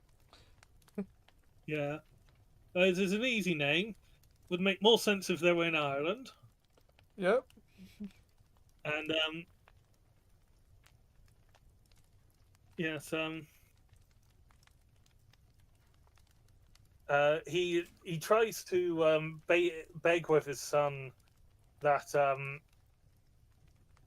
they're to reveal where the gems are, and confess where they are, and then like forgiveness can be done. But he's making it more heinous by not doing it. Oh yeah, something that was important. There was also the son is deeply in love with his cousin, and has indeed proposed marriage, and she shut him down. I mean, she's his cousin. Yeah, but yeah, whether they're first cousins or second cousins, it's not entirely made clear. But it is also sort of like the Moors have changed a bit since the time. So because second cousins can marry nowadays. Those are the children of cousins. So your parent. So it's like, in theory, you could marry the daughter of one of your mum or father's cousins. Yeah. Yeah. I guess I'm from Somerset. This comes up surprisingly regularly. I see. Yeah, no, it's a slightly insular community, and it has happened more than once that people have found out that they are sort of related by only sort of 2 branches of the family tree apart. It's sort of like, but by the time you get to second cousins, there's like less than 3% shared DNA. So it's not like any of the side effects of inbreeding are going to occur. Don't we share more DNA than that with a banana? Or is that something else I'm thinking of? technically we should have similar DNA, 98% match to DNA in banana, but it's a very different sort of way of measuring it. Yeah, I imagine it would be. Yeah, because we cannot fertilize bananas, nor can we be fertilized by bananas. I hope that's true. Edit, because they can be very. But given that there hasn't been a banana human hybrid wandering around,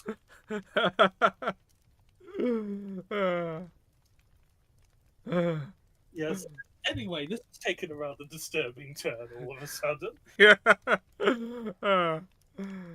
No, no. I gathered that when you said 3%, you meant in terms of blood relations. Uh, But you don't just turn into some blob. yeah, There was a banana human hybrid. It informed me that it was peanut butter jelly time. yes. I've also seen a dog banana hybrid doing much the same thing to entertain an adult man with green trousers and balls on his chin. Yes. Yeah, but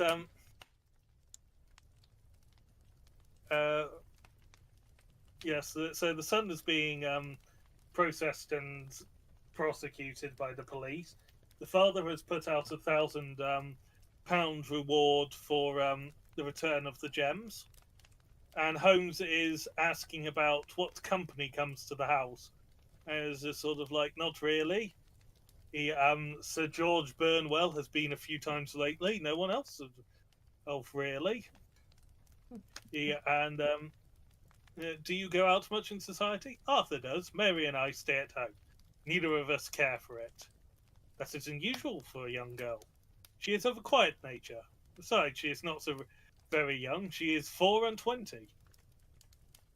She is blazing it. Very good.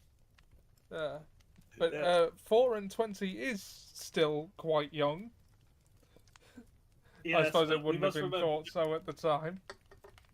You must remember, this is a time where 10-year-olds was too old to do work in the chimney. So yeah, even with the sizes of the chimneys. What the fuck? Who's 4? No, 4 and 20. It's an old-timey way of saying 24. Yes. It is also very similar to the French way of saying 80. 420s. Yeah. Yeah.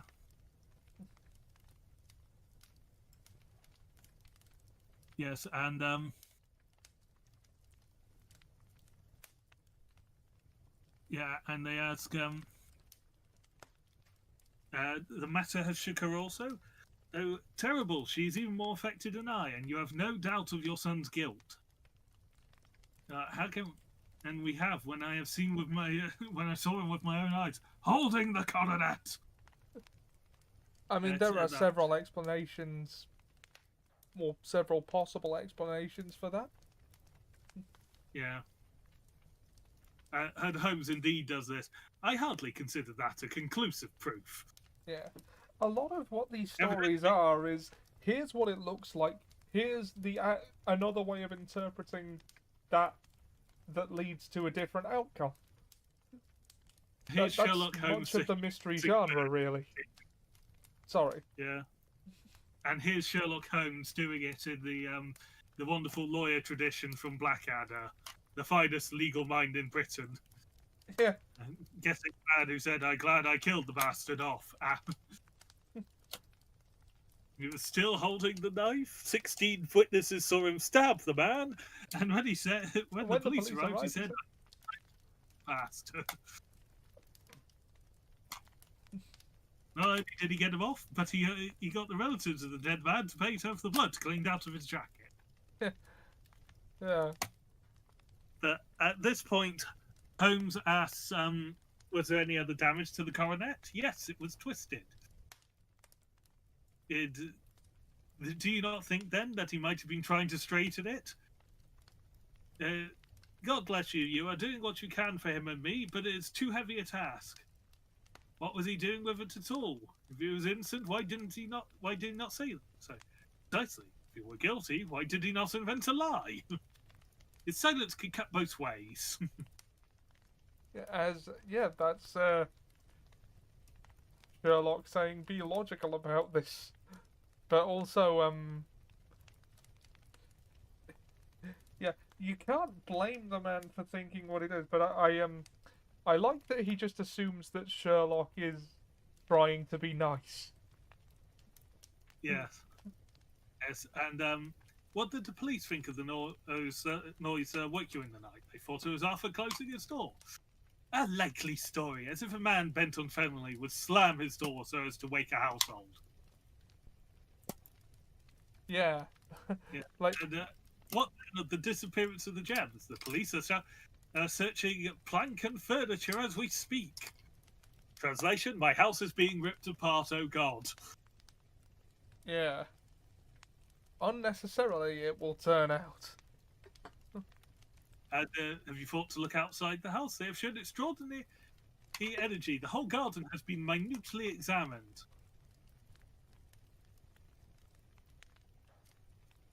Yeah.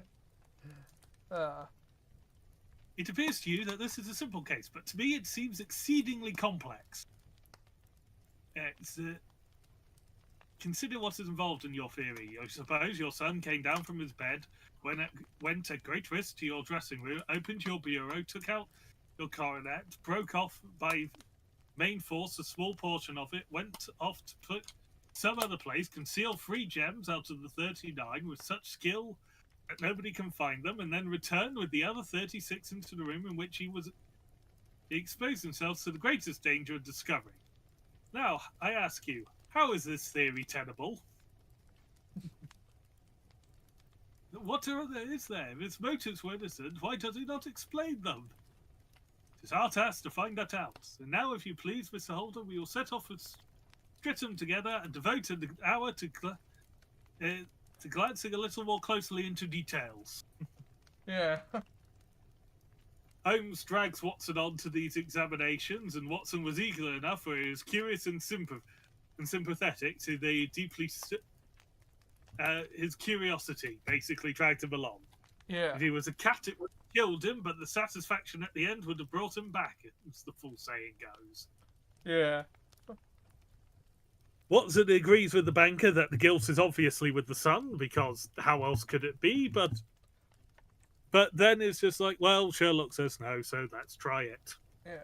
Well, what Sherlock is saying is, yeah, I know what it looks like, but these details here do not make sense. Until everything makes sense, we can assume nothing. Yeah, and that's all he's saying. He's not saying he's wrong. He's saying there's more to this. Yeah. Yeah. But they make their way into the to the house where Holmes starts conducting his investigations. But just before he can start, they are greeted by Mary, who is protesting Arthur's innocence, and it's like, oh, do take my word for it that he is innocent. Let the matter drop and say no more. It is dreadful to think of our dear Arthur in prison. But he refuses. It's saying that her affection for Arthur blinds her to the awful consequences. I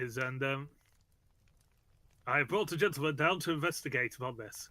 This gentleman? No, his friend. He wished us to leave him alone.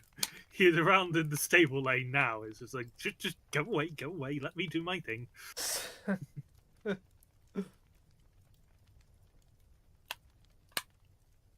And he comes back and says to her, I fully share your opinion and trust with you that we may prove it. Yeah. Well, Sherlock, as he says, doesn't make assumptions. Yes. He just extrapolates from all the data he has, which explains in his process why he's so unwilling to believe that the son did it. Because, well, as I say, there is data there that does not add up. And yeah, forgot to carry the Y. He then starts interrogating the niece, like, did she hear anything before? What did she hear last night? Just the uncle talking loudly, and that's when she appeared. Did she lock all the windows? Yes. Were they still fastened this morning? Yes. The maid with a sweet maid. Does she actually have a sweetheart? Yes. Yes. She was the girl who was in the drawing room and may have heard the uncle's remark about the coronet. Yes. Yes. You infer that she may have done the robbery with the sweetheart. But these are all vague theories, cried the banker impatiently. When I have told you that I saw Arthur with the coronet in his hand. Wait a little, Mr. Holder. We must come back to that. About this girl, Miss Holder. Saw her at the kitchen door, I presumed? Yes, when I went to see if the door was fastened for the night, so I met her slipping in. I saw the man, too, in the gloom. You know him? Oh, yes, he is the greengrocer. Francis Prosper. He stood to the left of the door, that is to say, further up the path than it's necessary to reach the door. Yes, and he has a man with a wooden leg, and she's just sort of like, "Why, you are a magician. How do you know that?" And Holmes just smiles. I should be very glad now to go upstairs. I shall probably wish to go over the outside of the house again. Perhaps I had better take a look at the windows before I go up. Yeah. And he goes around looking at them, pausing only at the large one where the father saw Mary bolting up at the night before, and he examines it with his examines the sill with his magnifying glass. So before they head into the banker's chambers. I forgot his name. It seems. Holder. Someone Holder. Yeah, the banker will do. I mean, the text refers to him as the banker a lot, so. Yeah, or the financier a lot as well, to make him seem nicer than he is. But they go upstairs and they enter the banker's chambers, and they find the room, the large bureau, and stuff, and yes, and Holmes opens the bureau using the key and It is a noiseless lock.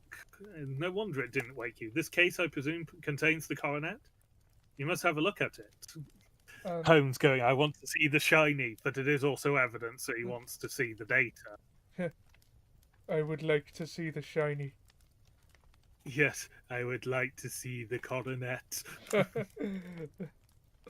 And, yes, and he's examining it, and it says they are and Watson remarks they are amongst the finest stones he has ever seen. Or they are the finest stones he's ever seen, and it's a magnificent specimen of the jeweler's art. And he's just sort of like,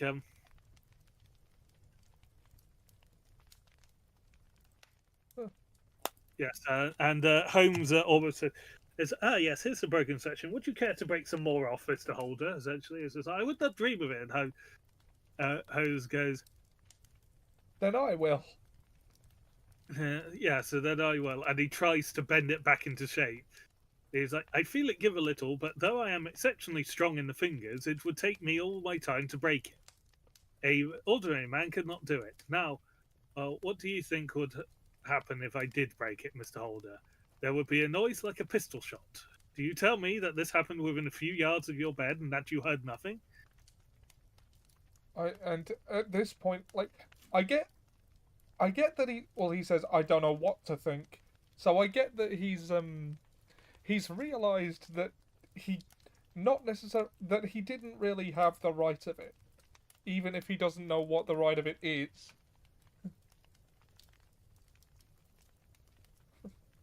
And Holmes then inquires, "Was your son wearing shoes or shoes or slippers?" "No, he was barefoot," and it's just sort of like, what luck! We have been extraordinary luck, and it'll be entirely our own fault if we do not succeed in clearing the matter up. With your permission, Mr. Holder, I shall now continue my investigations outside." Where Holmes then looks around in the snow. After saying, "No, no one come with me. I do not need unnecessary shoe mark." Yeah. And then he comes back in after a while. "I think that I have seen now all that there is to see, Mr. Holder. I can serve you best by returning to my rooms." "But the gems, Mr. Holmes, where are they?" "I cannot tell. I shall never see them again. And my son, you give me hopes?" "My opinion is in no way altered." "Then, for God's sake, what was this dark business which was acted on my house last night?" "Call upon me at Baker Street rooms tomorrow morning. Then, between 9 and 10, I shall be happy to do what I can to make it clearer. I understand that you give me carte blanche to act for you, provided all that I get back the gems, provided only that I get back the gems, and that you place no limit on the sum I may draw." "Would give my fortune to have it back." "Very good. I shall look into this matter between this and then. Goodbye. It's just possible I may have to come here over the evening, before evening." He has secured a blank check. Yeah. Now, they do return back to Baker Street, and Holmes comes out shortly thereafter, dressed as a common loafer. And flat cap, kind of. There's a picture of it in the book. Yeah, with his collar turned up, his shiny, seedy coat, his red cravat, and his worn boots. He was a perfect sample of the class. All the illustrations in the book I've got were apparently from the original Strand magazine when they were came out. Yeah. And stuff. A loafer on Baker Street. Yeah. Very Indeed. good. So,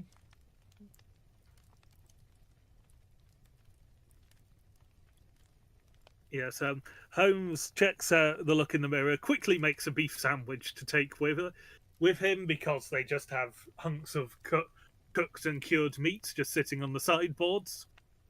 And then starts off in his expedition saying that he will be back in a few hours. He returns just after Watson had finished his tea in excellent spirit, swinging an old boot around, which he chucked into the corner, and helped himself to a cup of tea. He was just I only looked in as I passed. I will be going right on to the other side of the West End, and maybe some time. Don't wait up. I shall be late. I may be some time. Those are ominous words. Yeah. How are you getting on? "Oh, so. Nothing to complain of. I have been out to back there since I left, but I did not call at the house. It is a sweet little problem, and I would not have missed it for a good deal. Yeah. I've not sick gossiping here, but must have these disrespectful clothes off and return to my highly respectable self." So he changes clothes, heads out again, and I believe it has gone 12 when he gets back.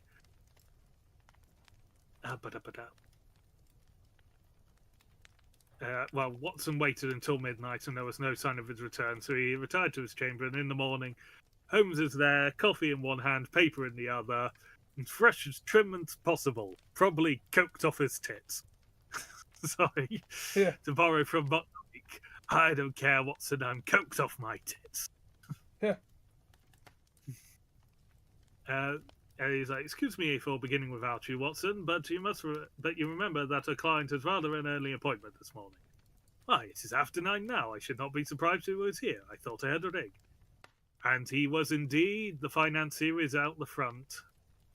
And then he drops into the armchair when he gets in. And he decries what he is. He wonders what he has done to have such a run of bad luck, for now his niece has deserted him.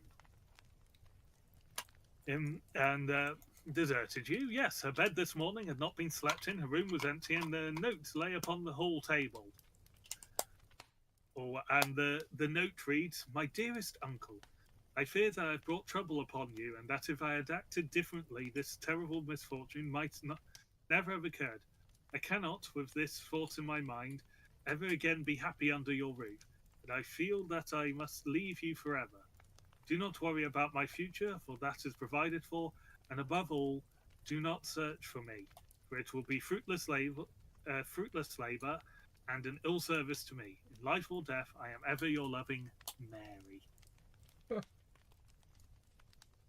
Well, And he that's wondered, yeah, he wonders if it is a suicide note, and Holmes is like, "Oh no, it's nothing of of the kind. It is perhaps for the best, Mister. I think." And Mr. Holder, you are nearing the end of your trouble. Although he's like, "Ha, if you say so. You heard something, Mr. Holmes? Where are my gems? You would not think £1,000 apiece an expensive sum for them? I would pay 10. That would be unnecessary. 3,000 will cover the matter, and there is a little reward, I fancy. Have you your checkbook? Here is a pen. Better make it out for 4,000. yeah. The banker makes out the check, and once it's done, Holmes just pulls out from his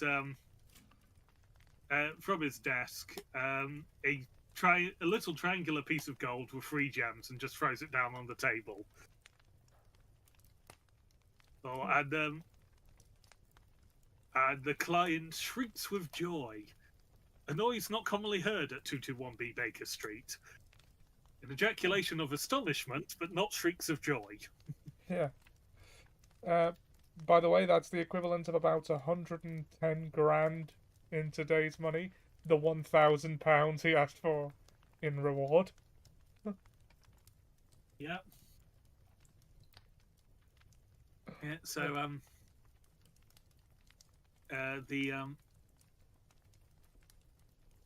and he's just all like, I am saved, I am saved. And Sherlock's like, there is one other thing you owe, Mr. Holder. Oh, he caught up the pen. Name the sum and I will pay it. No, the debt is not to me. You owe a very humble apology to that noble lad, your son, who has carried himself in this matter as I should be proud to see my own son do, should I ever chance to have one. He won't. Yeah, it's not Arthur who took them. I told you yesterday and repeat today that it was not. You are sure of it? Then let us hurry to him at once to let him know that the truth is known. He knows it already. When I had cleared it all up, I had an interview with him, and finding that he would not tell me the story, I told it to him. And on which he had to confess that I was right and to add the few details which were not yet clear to me. Your news this morning, however, may open his lips. For heaven's sakes, tell me, what is this extraordinary mystery? I will, and I will show you what I did to do it. And let me say to you first that it is hardest for me to say and for you to hear that there has been an understanding between Sir George Burnwell and your niece Mary. They have now fled to Gary. To Gary? Together. Where's They've Gary? now fled to Gary. Where's Gary? I believe it's someone mistaking dairy in Ireland. To Gary. It is unfortunately more than possible. It is certain. Yeah. Neither you or your son knew what this man was really like when you admitted him to your family circle. He is one of the most dangerous men in England, a ruined gambler, and a desperate villain, a man without heart or conscience. Your niece, however, was a bit naive. Because, of course, she didn't mess with society, so she knew nothing of a man who was a cheat and a liar and a scoundrel. No. Oh. He's a cheat and a swindler. Yeah. When he breathed his vows to her, as he had done to 100 before, she flattered herself that he alone had touched his heart. The devil knows what he said, but at least she became his tool and was in the habit of seeing him near every evening. cannot and will not believe it. Well, she of course was the perfect child. I will tell you what occurred at your house last night. When you had retired to your bed, your niece slipped down and spoke through the window to her lover and let her know. And talked to her lover through the window, which leads to the stable lane. His footmarks were there in the snow, which had been preserved by the ice and the lack of more snowfall. So through, they had gone through to the pavement, basically. She told him of the coronet, and his wicked lust for gold kindled at the news, and he bent her to his will. As is a horrible collection of lines. Yeah. But I have no doubt she loved you, but a woman in romantic love forgets all other loyalties and loves, and they get overpowered. I'm not sure that's how that works, but okay. But let's also be honest, Holmes' understanding of women is quite limited. Yeah, this is true. He hasn't met the woman yet. No, it would appear not. We assume he hasn't met the woman yet in this one. And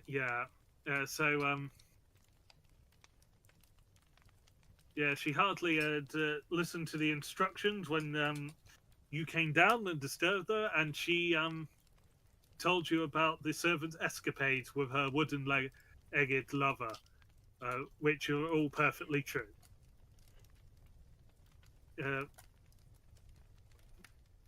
Yes, your boy had gone to bed after your interview, quote-unquote, aka argument, and but didn't sleep on account of his club debts.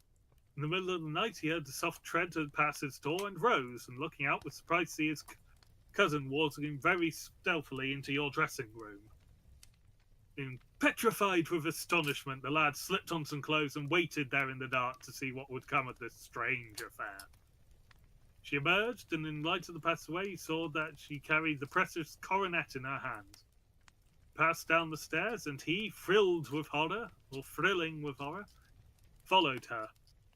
And slipped behind the curtain near your door, where he saw her stealthily open the window, hand over the coronet to someone in the gloom, and then closing it once more, hurry back to his room, in passing his hiding spot. But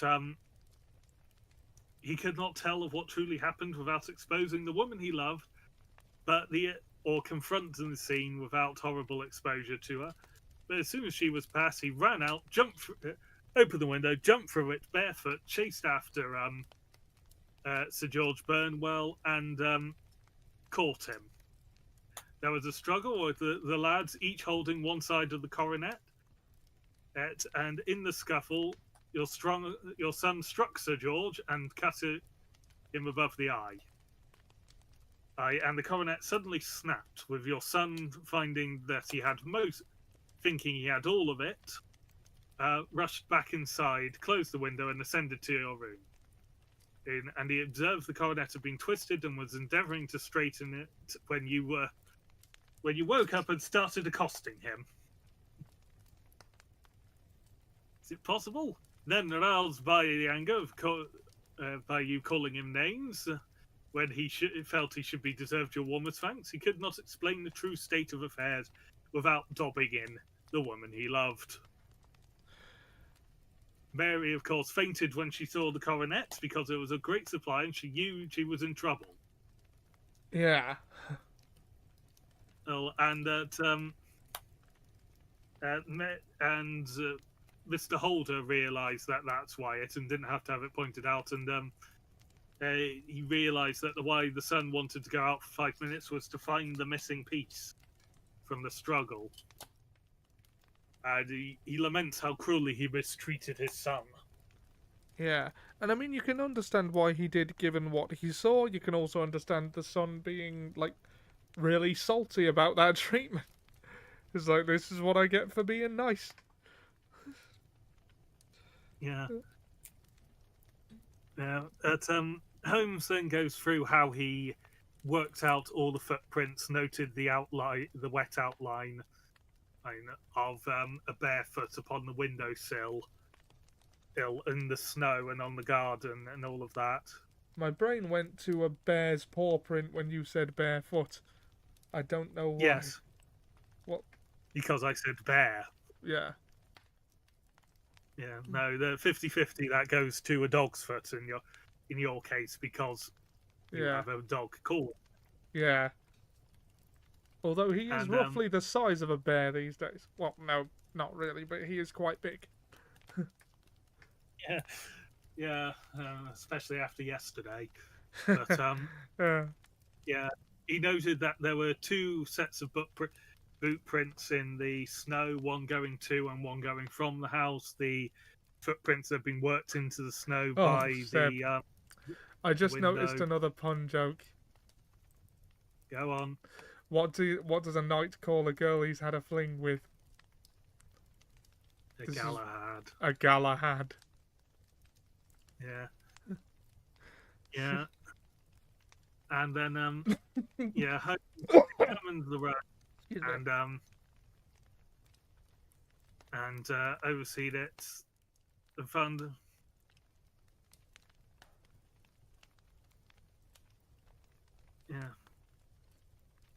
and he worked out who the individual who would have been stealing the coronet was from evidence and tracked him down. And he mentions I believe it's the first time he mentions "'Tis an old maxim of mine that when you have excluded the impossible, whatever remains, however improbable, must be the truth." There it is. Yeah.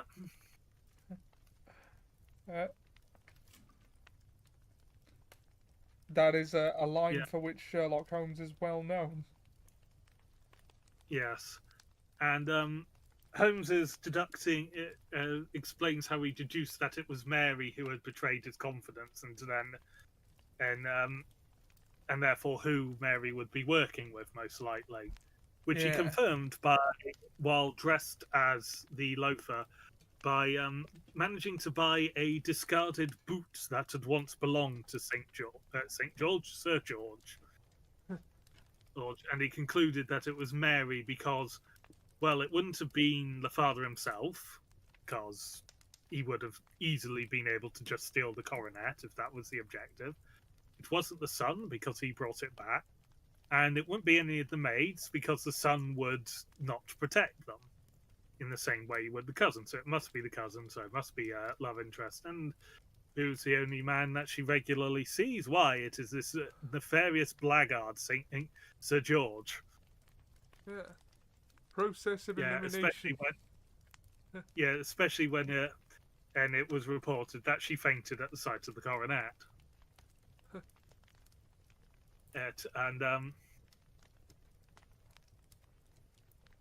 Yes, so of course she was involved, and her associate was Sir George Burnwell, a man that Sherlock had heard of as having an evil reputation amongst women. Seb says, I think it was also paraphrased in the X-Files. I wouldn't be surprised, as well, we discussed earlier, I told Dan about how, because the first story was quite simplistic and easy to pin down, we talked about how basically everything in the procedural genre has its DNA somewhere in Sherlock Holmes. And go on. Well, I mentioned, when I watched The Matrix for the first time, you saw it with me, and the whole swooping camera trick thing looked really kind of cliche, even though we knew that this was where it came from. Yes, and I must say the line appears twice in Star Trek that I'm aware of. Once in the J.J. Abrams films, where Spock says, when you've eliminated the impossible, whatever remains, however improbable, must be the truth. He states that, and I believe that is him deducing that Nero's ship is from the future. It says that, and Leonard Nimoy's Spock says it in the original Ancestor, but he says, as an original series, but he says, as an ancestor of mine used to say, once you eliminate the impossible, whatever remains, however improbable, must be true. Implying that in Star Trek, Sherlock Holmes was a person and is a distant ancestor of Spock. He was a Vulcan. Well, Spock's half human, remember? Oh, yes. Oh, yeah, yeah. I was never sure whether that was just a J.J. Abrams thing, because I wasn't very familiar with the original series. Or any of them, Spock for that matter. The J.J. Abrams reboot Spock was my first... Sorry. Yeah, Spock has always been half human and has always had a habit of hiding his family. For example, we didn't know that his parents were still alive until they came on board the Enterprise. And he said, and they were like the ambassador from Vulcan and his wife, carry on for some important negotiations. And the first any of them knew that they were Spock's parents, was Spock admitting, was being asked something along the lines of, so you know the Vulcan ambassador and his family? It's like, yes, that is my father and his wife. Father and his mother. And then a reveal in one of the films that, yes, he actually has a brother as well, called Cybok. And then Discovery, he has an adopted sister as well. It was just sort of like, yeah, Spock doesn't explain his family tree, like, ever. Yeah. Yeah. Yeah. That, yes, what were you saying? The point of the whole diatribe was that in terms of influence, Sherlock Holmes has many descendants. Yes, yes. Many of them that Sir Arthur Conan Doyle would look at and go, how the did they get to this from that? Yeah. And then in one of them, that's not how the study in starlet's meant to go. They are not meant to be. Oh, for God's sake! Princess Briding this situation. Yeah. One is poison, one is not. And of course, because of course, the first thing you do when you bring Arthur Conan Doyle back to life is show him The Princess Bride, because he hasn't seen it. And you can't let that stand. Yeah, no, I just imagine that before he watches his own adaptations, he just watches other popular things. Because remember, he didn't like writing Sherlock Holmes, reportedly. So of course he'd watch The Princess Bride before he watched any of the adaptations. That is a well-loved story. Indeed. And it's not got Sherlock Holmes in it.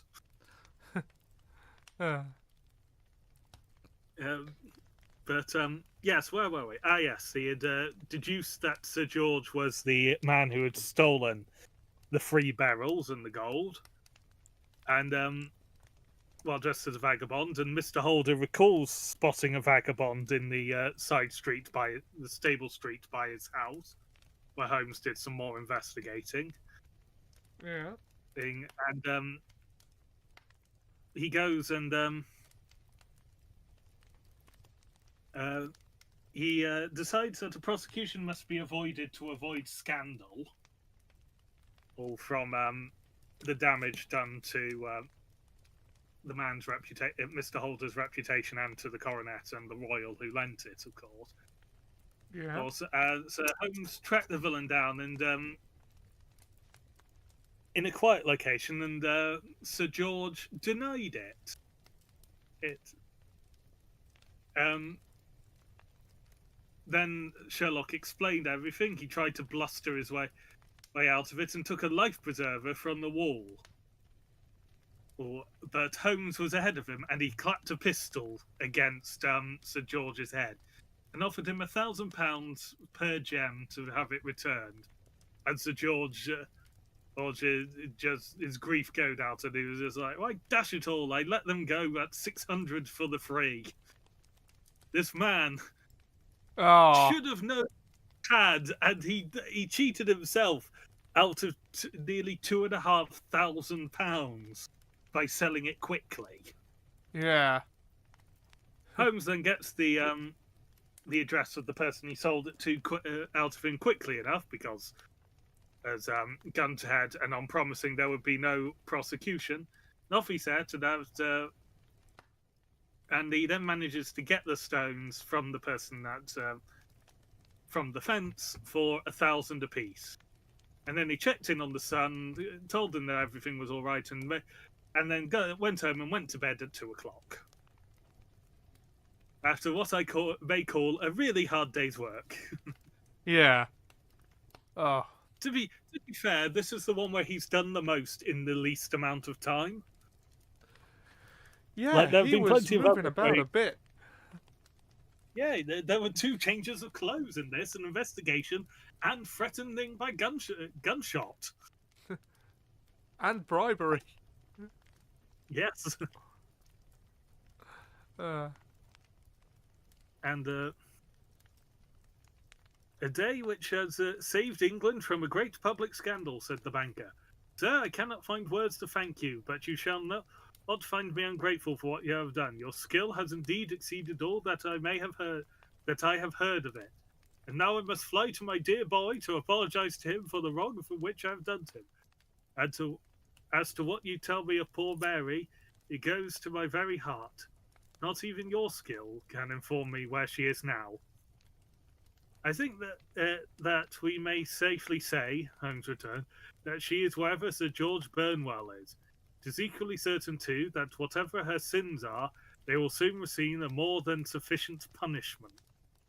I mean, that's actually kind of ominous.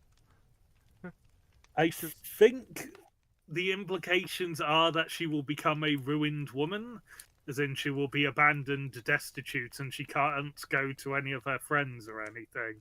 Not that Sir George Burnwell is going to kill her or anything. I mean, because I'd say both are more than she deserves. Yeah, I think if the killing was the case, Holmes might actually devote energy to hunting him down. Yeah. Because. Yeah. But also, she was taken in by the guy. I mean, she did what she did, but I mean, by their own logic, if they consider the influence of a man or woman is in love with an overpowering influence, then anything she does because of that is not really her fault, by their logic. Yeah, so unless, of course, they're enacting an incredible double standard, whereas she is not in control of her actions, but she is still responsible for them. Yes. I would not be entirely surprised if that were the case. Yeah. The double standards. Yes, that is the Beryl Coronet. What do you think of that one? Because we didn't actually ask it at the beginning what we thought of this one. Yeah. No, I did quite like this one. I expected the son to be innocent because they assume he's guilty at the beginning, and usually how this goes is the assumption at the beginning is wrong. But it was enjoyable to find out exactly the process by which he figured out that he was innocent, what the actual story was. As I say, that last line made me a tiny bit sad for the character because of what I just said. Yeah. Well, yeah, that's the thing. She's an innocent girl, a naive girl who's been taken in by the blackguard Shuckster and Conman. Who knew exactly what he was doing. Except when it came to fencing the jewels. Yeah. Evidently, he just wanted them out of his possession quickly in case Arthur did spill the beans. And by fencing, that's the term meant for selling stolen goods. And he didn't sword fight a bunch of barrels. Yeah. Which would mean poor women just being randomly attacked by a man charging at them with a sword. Yeah. So it would support his foul reputation amongst the women of London. It would. It would. Uh, Don't be called Beryl, or if for goodness sake, if you call Beryl, don't go anywhere near him. Why? He'll stab you with yeah. a sword and run down the street, challenging other women to sword fights. Fencing the jewels also sounds like a euphemism. Oh, that's cool, Seb. Of course, you say that's cool, Seb, right after Oh. you read out the euphemism once, completely missing. No. It is the He's heard back from the historian, asked if he'd be free for a Zoom call. Yeah, let me know how that goes. I should probably, for the sake of clarity, as we are on air, clarify what I was referring to. Yes. Yes, but yes, I enjoyed the Beryl Coronet as well. Again, it's probably from a bit of we've read a lot of these stories very quickly together, where it's the thing you'd think of or the most obviously sort of character of, oh, this person clearly did it, obviously didn't do it. Yeah. So it did sort of, now my Mary, who is perfect in every way, is like, well, she's involved. Yep. She's either, well, at minimum, at best she's involved, and at worst she's guilty. Yeah. Mm. Yeah, so yes, the Beryl Coronet, it is a nice one. I don't know where I would actually rate it amongst these stories. Yeah, actually, I don't know where I'd rate most of these stories, but I would probably say A Scandal in Bohemia is probably quite high up on there. Out of sort of like, where would I place all of these? Oh, okay, it's not another Mary, it's a. And the next one, sorry, I just skimmed a tiny bit of the next text and I saw another Mary. Ah. Has anyone lost a Mary? In Ireland! People are always losing Marys in Ireland. A forest of hands shot up. Darrow Breen. Yeah, people are always losing Marys in Ireland. One or two of them lost a Mary along the way, on the way over that evening. Marys falling out of your pockets and getting lost down the sofas whenever you sit down. Yes, that's the Beryl Coronet. A banker is relieved to learn that a scoundrel's son is not actually that much of a scoundrel compared to his angelic niece, who is now going to be, at best, most likely a destitute, ruined woman who cannot return to her beloved uncle. Quite possibly living in the slums of a northern city by that point. Yeah. Because I can't imagine Arthur Conan Doyle would have particularly thought that at the outskirts of a northern industrial city was a place for a woman to live on their own. Or indeed for anyone of any form of nobility or indeed just wealth to live. Yeah. Now that still holds to a certain extent nowadays with people who are less posh than Victorian middle class. Yeah. I did once here it was a Frankie Boyle stand-up show. He references Agatha Christie, and he says that her whole formula is there's a guy that looks like he's obviously done it. She goes to great pains to prove that he couldn't possibly have done it, and then it turns out that he did it, which is just like one more step than what we've been seeing with this one. Yes. Yeah. So a subversion of Sherlock Holmes. Well, I don't know what the good word. A subversion of the tropes codified by Sherlock Holmes, or at least I assume by Sherlock Holmes. I've read nothing earlier. Yes. So I don't know what Sir Arthur Conan Doyle's influences would have been, but given that Sherlock Holmes is basically the most famous character ever, we can assume that he did a lot of things for the first time, or at least that's my conjecture. Yes, because Agatha Christie would have been born 2 years before The Adventures of Sherlock Holmes came out. Yeah, so she probably grew up on these stories. Yeah. They would have been new when she... Oh, that's... That's interesting to think about, isn't it? Uh, I've been looking at these like. I mean, obviously, I intellectually know that these stories were new at some point, but to imagine growing up while they were being published it's interesting. Yeah, it's like that moment in The Falcon and Winter Soldier where it's just sort of like, so you know about Gandalf? Yes, I read The Hobbit when it first came out in 1936. uh, It's just sort of like, oh yeah, we forgot A, it came out at some point, and B, Bucky is old.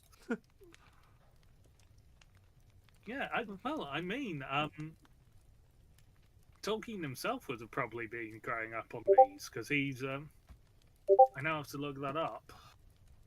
yeah. When was Tolkien I'm sure we'll born? get to plenty of Tolkien. Yeah, Tolkien was in fact 2 years younger than Agatha Christie. He would have been born in the same year that that The Adventures of Sherlock Holmes came out, as in this collection of 12 short stories, not the first Sherlock Holmes book. Oh, wow. Which, yeah, again, you don't think of it. No. Life is bizarre. Except it's like being our age and remembering the Phantom Menace coming out. I mean, yeah, I suppose that's a comparable situation. Well, or talking to our grandkids about the Phantom Menace coming out, and then going, "Wow, you're old," but also sort of like, "No, it wasn't that recently, was it?" There What are do you people mean? alive. Those are new. Yeah, I'm talking like from our theoretical grandchildren's perspective, Yeah. not our perspective, and we're going, "They're not that old." Revenge of the Sith is 20 years old this year. Yeah, they're only 12 years older than the sequel trilogy. Yeah. Well, Revenge of the Sith is only 10 years older than the sequel trilogy. That was a long 10 years, suddenly, thinking about it. Yeah. Anyway, we've got somewhat sidetracked. Well, we still have an entire story, and we're about, 2.5 hours in? Yeah. 2 hours 30. Oh, Seb said, when Sherlock Holmes first came out, Stephen Moffat was furious because he could no longer make vague insinuations of his sexuality to thrill audiences. I'll let you have that one. That was... yeah. I mean, Sherlock, the BBC series, does queer bait a fair bit. Yeah. Yeah, but does also have him be beaten by a dominatrix. Yeah, with nebulously established kung fu skills. Or Well, at least someone who's bloody handy with that riding crop. Yeah, no, Irene Adler beats up Sherlock after drugging him and then uses a riding crop. That's how she beats him up. It's just sort of like he's not at his absolute peak. Yeah. He had also been punched by Watson earlier. Yeah, although that was on purpose. No, I need you to punch me. Sorry. Okay. What did you understand? I need you to... Yeah. No, I need punch me. I'm just checking that I heard you right. Yeah. Now I will give Stephen Moffat this. That exchange of dialogue was very funny. Punch me in the face. What did you say? I said punch me in the face, didn't you hear me? And he goes, I always hear punch me in the face when you talk, but it's usually subtext.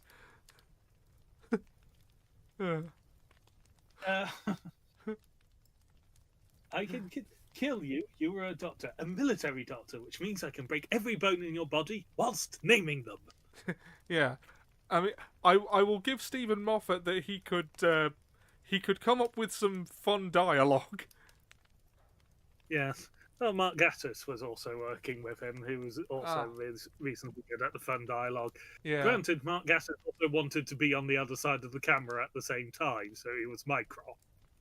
A character who is still not mentioned yet, interestingly. Yeah, no, I mean, we've had Mrs. Hudson introduced. Couple Well, times. Lestrade referenced. has, yeah, Lestrade has appeared 3 times and referenced once. Yeah. Gregson's appeared once. Peterson's appeared twice. Yeah, but Irene Adler's made her one and only appearance. Moriarty hasn't appeared yet, but I think he only appears in 2 overall. Yeah, I have heard that he's in 2 of them, and one of them will be the final problem, won't it? Because he's famous for, quote unquote, killing Sherlock in that one. Yeah, so I would have thought that would have been the death of Sherlock Holmes. Isn't one Yeah, of you're them called the probably death right. I've remembered? yeah, that's probably my goof. Before we go on to the story, I just spotted something for a quick comparison. Arthur Conan Doyle mostly did short stories for Sherlock Holmes and 4 novels. Let's contrast this with Agatha Christie, who did 14 short stories and 66 novels. Good lord. She wrote more short stories than Conan Doyle wrote novels, and then more novels than Conan Doyle wrote short stories on Sherlock Holmes. Good lord, she was productive. Yes, she was. And it's no wonder that she's like they're still being adapted today. Like there was what in the last 3 years an adaptation of Murder on the Orient Express with Daisy Ridley as one of them. Yeah, I saw that in theatres. It wasn't bad. And I've never read Agatha Christie, so I didn't actually know what the answer to the mystery was. I knew on that one, but I did read it for a creative writing course. I've still We got were to told watch the to- second Knives Out movie. This has just reminded me. For my course, we were told to. Yes, you did, we were Seb. all told to read a book we haven't read from it. So I just went to the library, having been giving murder mysteries, and and then I apparently rather lazily went A or C, depending on how the library was read. And Murder on the Orient Express. Always wanted to know how that went.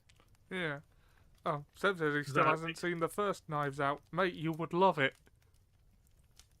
It very much is up your alley, I would say. Daniel Craig sounds like Foghorn Leghorn. It's brilliant. Yeah, Daniel Craig is playing a Southern detective, a gay Southern detective, and is having the time of his life.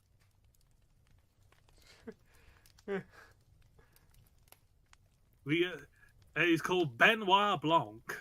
Yeah. Okay, we've got one more story to get through, which we probably should because it's already midnight. It has taken us an average of 1:20 to get through stories That tonight. that would take an hour to read aloud. Yeah. Yes, please note that these 2 are longer than we spent on either The Side of the Fort or The Study in Scarlet. I read these stories, all 3 of them, in 1 hour.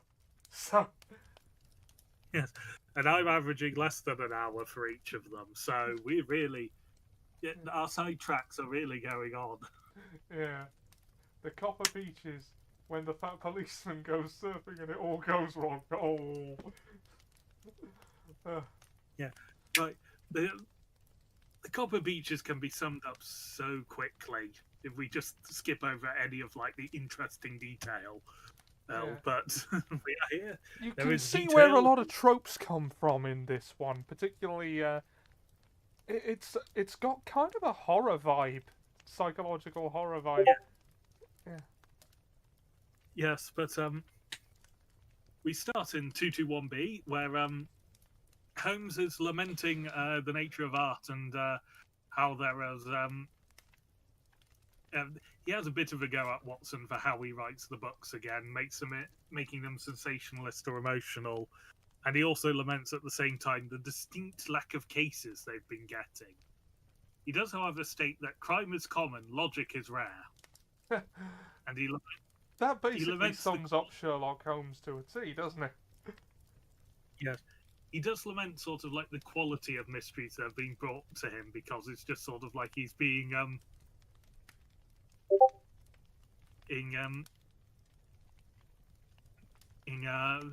that very people are messaging him for very trivial sort of stuff and opinions or things that is just sort of like he thinks he's hit rock bottom because of that. Is just sort of like as to my own little practice, it seems to be disintegrating into an agency of recovering lost lead pencils and giving advice to young ladies from boarding school. I think that I have touched bottom at last. However, this note I had this morning marks my zero report, I fancy. Read it! Dear Mr. Holmes, I am very anxious to consult you as to whether I should or should not accept a situation which has been offered to me as governess. I shall call at 10:30 tomorrow if you do not, if I do not inconvenience you. Yours faithfully, Violet Hunter. Is it ever explained why Sherlock sleeps without any bed sheets? If that's a joke, I don't understand. Is it established that Sherlock Holmes sleeps without bed sheets? It has not been mentioned at all. I assume Seb's leading up to a punchline. I'll let you know. Yes. But,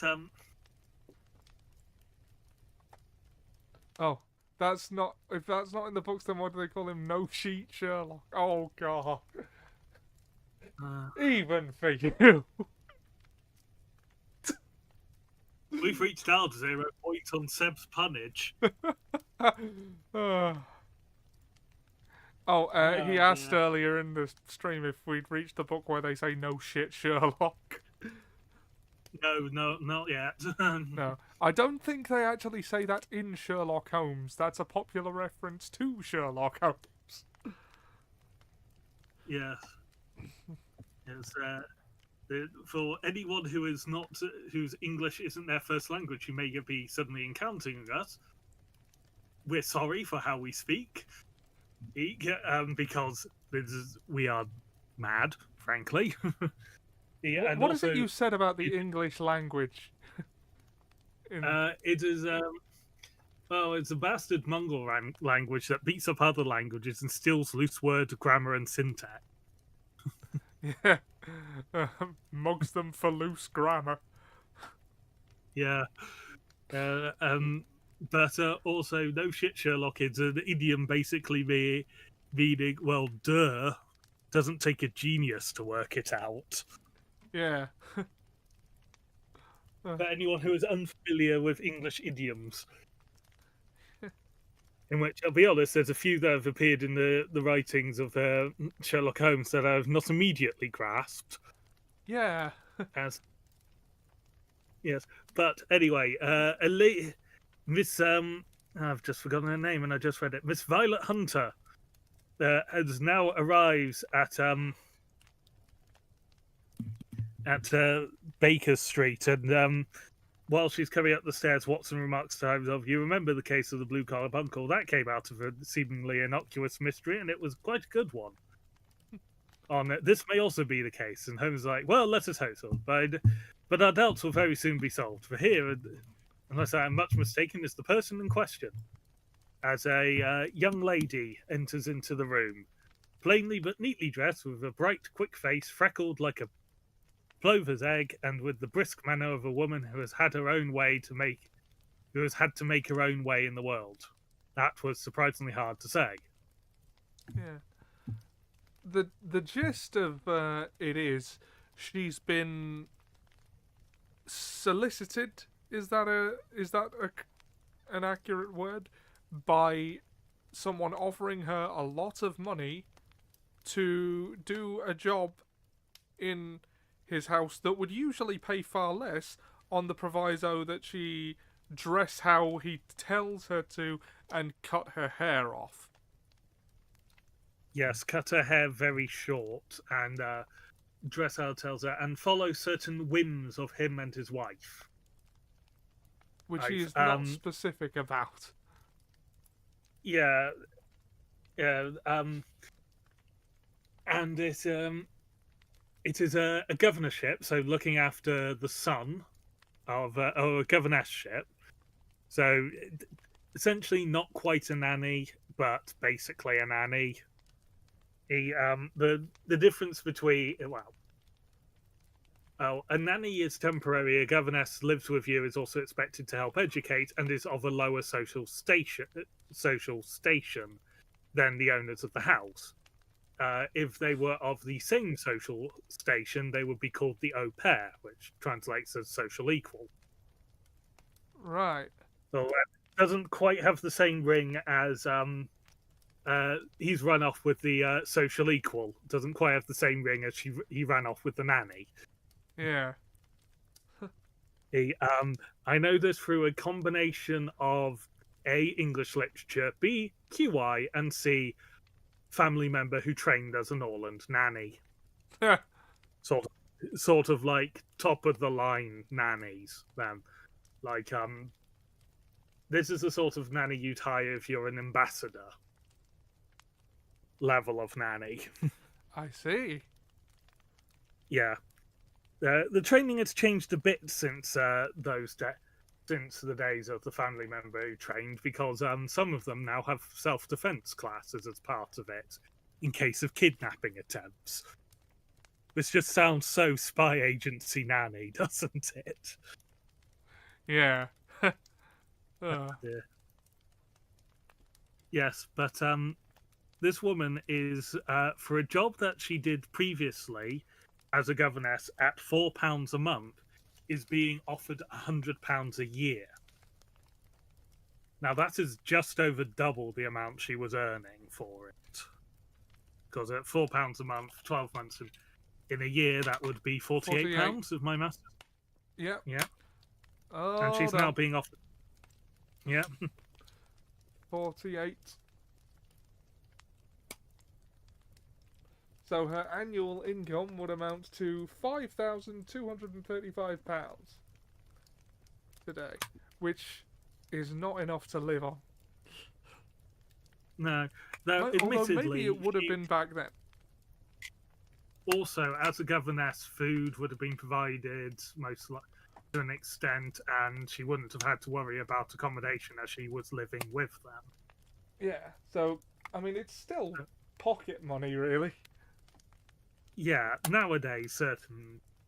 Now, that how much she would have made before this offer or after this offer? Before, after, yeah. It's after.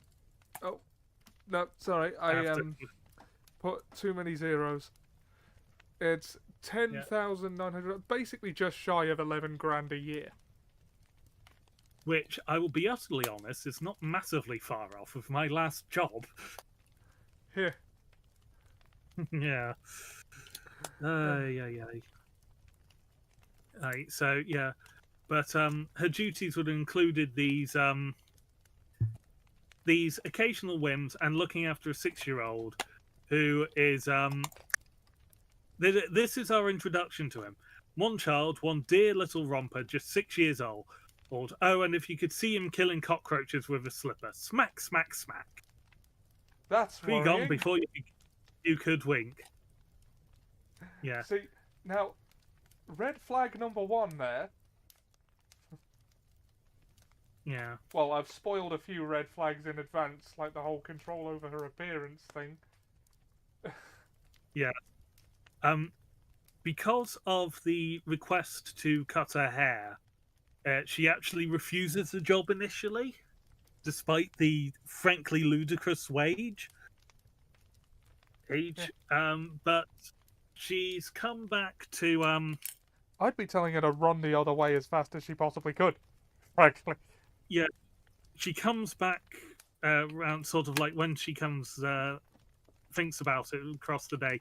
She starts questioning herself and then is questioning even more, and has made a resolution to inquire as to whether the position is still available for her. When she receives a letter from Jeff Roofcastle. God almighty, that's her would-be employer. Yeah, and she gets a letter which is, Dear Miss Hunter, Miss Stopper has very kindly given me your address, and I write from here to ask you whether you have reconsidered your decision. My wife is very anxious that you should come, for she has been much attracted to my yes, it is attracted, not attached, attracted by my description of you. We are willing to give £30 a quarter or 120 a year, so as to recompense you for any slight little inconvenience which our fads may cause you. They are not very exacting after all. My wife is fond of a particular shade of electric blue, and would like you to wear such a dress indoors in the morning. You need not, however, go to the expense of purchasing one, as we have one belonging to my dear daughter Alice, now in Philadelphia, which would, I should think, fit you very well. The Then, extra as 20 you, a year takes it up to 13 grand a year, by the way. yeah. Then, as to sitting here or there, or amusing yourself in any manner dictated, that need cause you no inconvenience. As regards your hair, it is no doubt a pity, especially as I could not help remarking its beauty during our short interview, but I am afraid that it must remain firm upon this point, and I only hope that the increased salary may recompense you for the loss. Your duties, as far as the child is concerned, are very light. Now do try to come, and I shall meet you with the dog cart at Winchester. Let me know your train. Yours faithfully, Jeffrey Wolfcastle, who has been described as sort of a jolly man and with a lot of energy, a smiling face, and fat, basically. Yeah. And also very funny, apparently. Yeah, if memory serves. As she shows this letter to Holmes and Watson, and she's made up her mind to accept it, though she did not want to take this final step without submitting this whole matter to Holmes's consideration. And he's like, "Well, Miss Hunter, if your mind is made up, that settles the question," says Holmes, smiling. "But you would not advise me to refuse? I confess that is not the situation that I would like to see a sister of mine apply for." "What is the meaning of it all, Mr. Holmes?" "Ah, I have no data. I cannot tell. Perhaps you have yourself formed some opinion?" Yeah. Yeah. Well, I mean, Sherlock is saying, like, you know, if I cared about you, I'd want you not to take it. Yes. There is a bit of an implication that Holmes is actually attracted to her for a moment, but not because of who she is, but because of the mystery associated with it. Yeah. And, like, the strange situation she finds herself attached. So, like, I think what's happening here is he can't lie to her and say you should take it, but he also doesn't want to discourage her out of curiosity for the mystery. So he is honest as like, yeah, it's not something I'd say that a sister of mine should do. Yeah, and indeed, he's sort of he's sort of bowing to her will because she's decided to that she is going to accept it. So it's just like, well, I'm not going to talk you out of it if you've chosen to accept. I want to see what's going on with this nonsense. And also, like, when people ask you, should I do this, about half the time they're generally asking the question, but sometimes, and the other half the time, they're seeking confirmation rather than advice. Yeah, they're almost looking to absolve the responsibility of a decision they've already made. Yeah, that's what I was getting at. Yeah. And I think that might be what's happening here anyway, because that money would be quite the law. Yeah, I mean, she says they would. Why should they? It's mentioned. Why should they give you 120 years when they could have their pick for 40?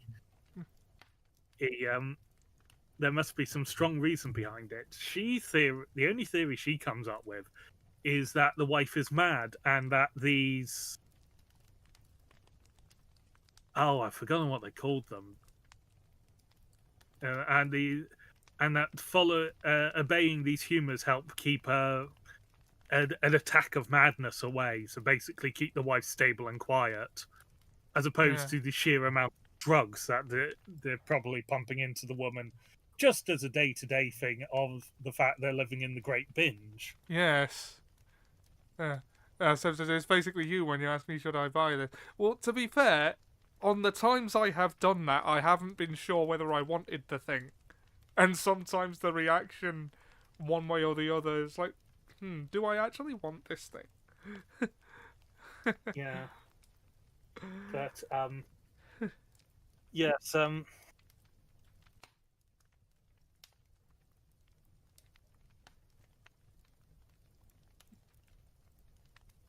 yeah.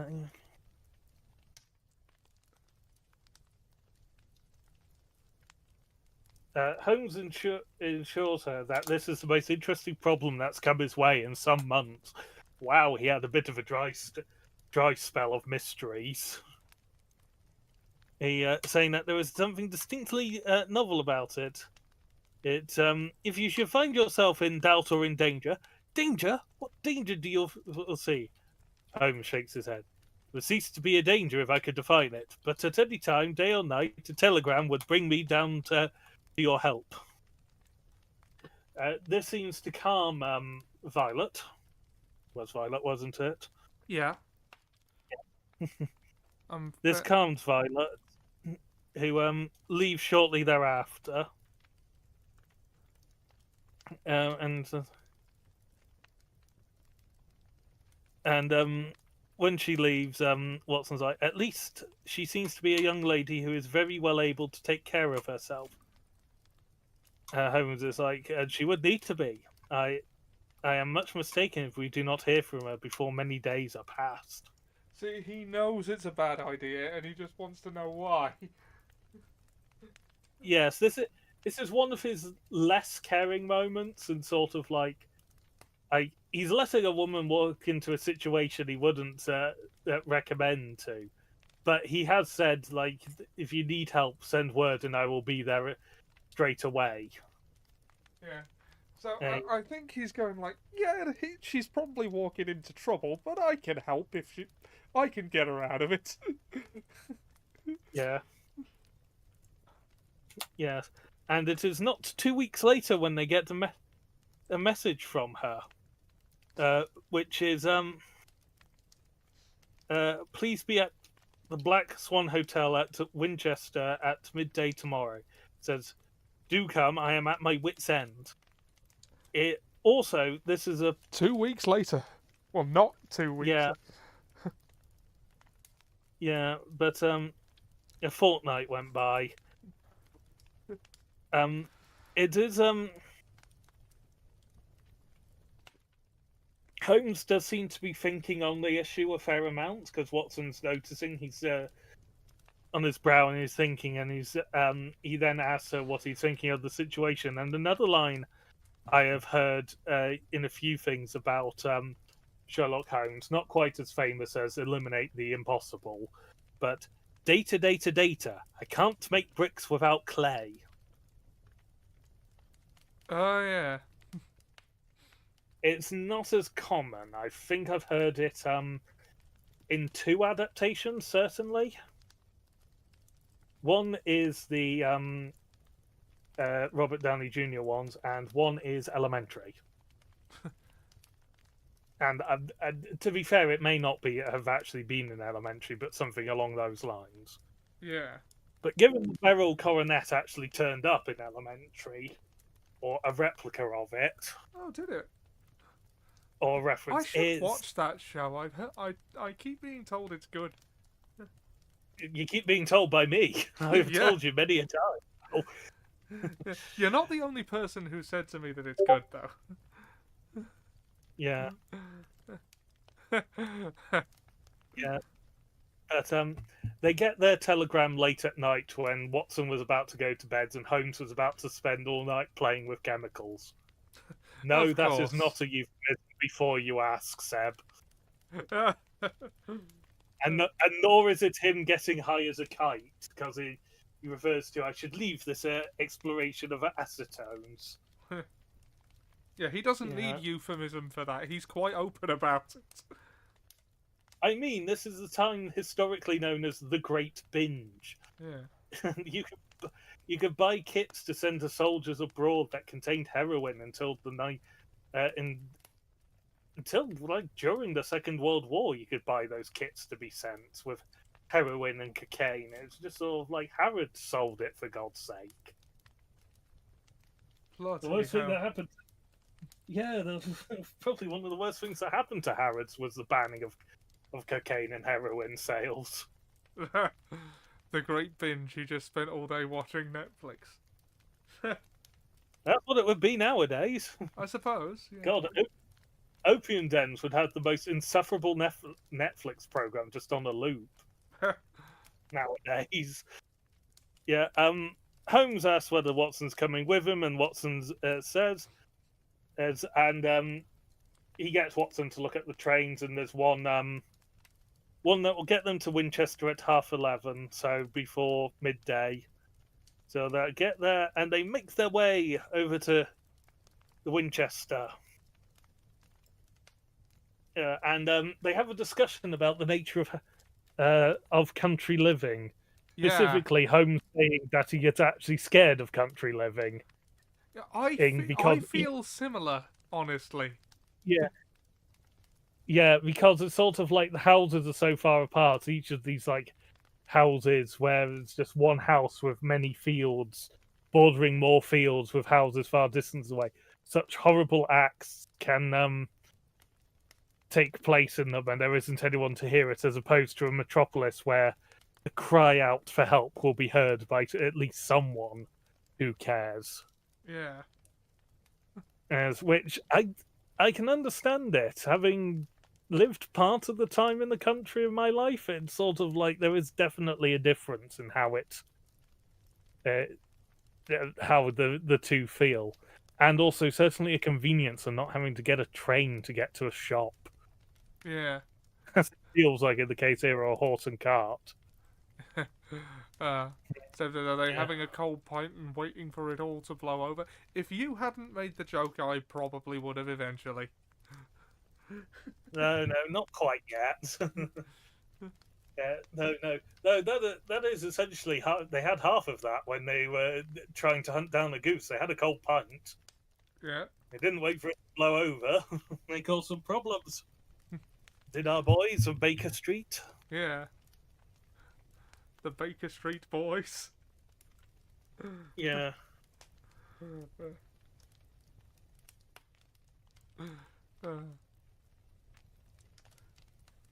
But yeah, the gist of it being it would be incredibly easy to conceal something horrible here.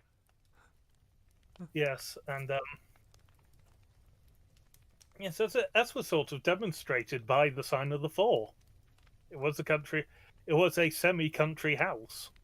Granted, it was on the outskirts of London, but no one found that the guy had died until a day later. They should get 4 friends so they can call themselves the Baker's Dozen. A baker's dozen is 13. Yeah. An extra 1 for the baker, I think, is the... Yeah. But they also wonder about what the situation is, and Holmes says, "I have But 7 a dozen ideas, is 6. but That's half a dozen, you... A dozen is 12. Yeah, a dozen is 12. 6 of one, half a dozen of the other is the same. Yeah. The score is 20. Yeah. So all this time I've been buying too few eggs. Well, depends on the context. For breakfast you could probably get by. To make yourself roughly the size of a barge, yes. Oh, he has 4 dozen eggs, and what you've been doing is buying 2 dozen eggs. Was just to make him get large. That does explain what you haven't got there yet, Seb. And now he's a man, you should be eating 5 dozen eggs, so you're roughly the size of a barge. No, to do that in America now would cost you an absolute fortune. Apparently so. seeing that. No, I'm not going into that because we will never actually finish the story. But Holmes says several ideas of what this could be about, but he doesn't have enough information to tell which it is. Apparently, that was Hayden Christensen's actual method to bulk up for Revenge of the Sith. Okay, it's out there enough that you might not be joking. uh, Yeah, well, you've seen the meals Chris Hemsworth had to eat to get to his bulk. I haven't actually. And, oh god, it was just sort of like at lunch he'd be having a full roast chicken alongside other food, and that would be his lunch, the smaller of his two main meals. Or his two hot meals. Yeah. Yeah. Whereas Tom Hiddleston starved. Yeah. But anyway, the story. Sorry, got distracted. They make their way to the hotel and they are greeted by Miss Hunt, or they make their way to the inn. And they are greeted there. It's an inn of repute, but it is of ill repute. It's far too easy to read when skimming of it. Skimming the text. Yeah. They go to the Black Swan. And we're served by Natalie Portman dancing around. Not really, but here we are. Yeah. And, well, they meet Miss Hunter. And she regales them with stories of her time in this house, which, you know, generally speaking, is nothing too out there, but for a few details. Yeah, she recounts a couple of times where they have their fancies take them, and the master of the house regale. She sits in the Master of the house. Sorry, I couldn't resist. Yeah, I was fighting it as well. Where she is put in the electric blue, wears the electric blue dress, is sat in the sort of the drawing room, and is regaled with amusing stories by the master of the house. Else,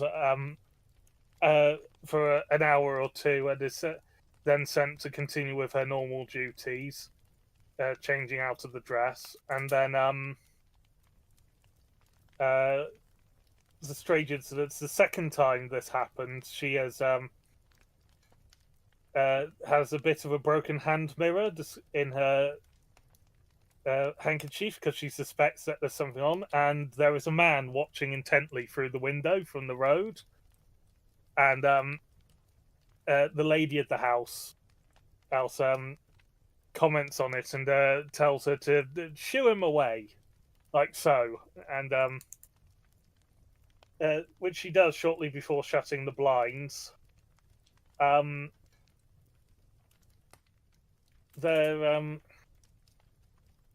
One day when she is pottering about, having putting her things away, and the third drawer in the chest of drawers is locked, and she tries the key she's been given because she can do with the space, and she does. As unlock it, and inside is a braid of hair that is functionally identical to hers that she had cut off and bound, which is actually a thing. It's for a wig to be made of it afterwards. Yeah. It's for either when you are ill or when you're in prison, which is where I know it from. It's from a novel I read about a Victorian woman's prison. Yeah. Yeah, oh God, I can't remember what it's called at the moment. I have the book somewhere, probably at my dad's. But anyway, but she is shocked by this and thinks that they've moved her braid from the bottom of her traveling trunk into the drawer. But nope, it is identical. It is the same shade and the similar length to hers, and the same sort of thickness. So she puts it back and locks it and doesn't mention it. There's a couple of workers at the house, a groundskeeper, his wife. It's just the groundskeeper and his wife, and the groundskeeper is the only one who can control the dog that they have, a mastiff who was kept hungry and let out at night, so he will bite any intruders. Yeah. And yeah, it does not go well. So she's been advised to not go out at night, right? Otherwise, the mastiff will be upon her. And there is a wing of the house that is unused, and but that she sees the master of the house coming out of it once and making sure it is locked. And then he says, I can't remember exactly what he says about it, but he is not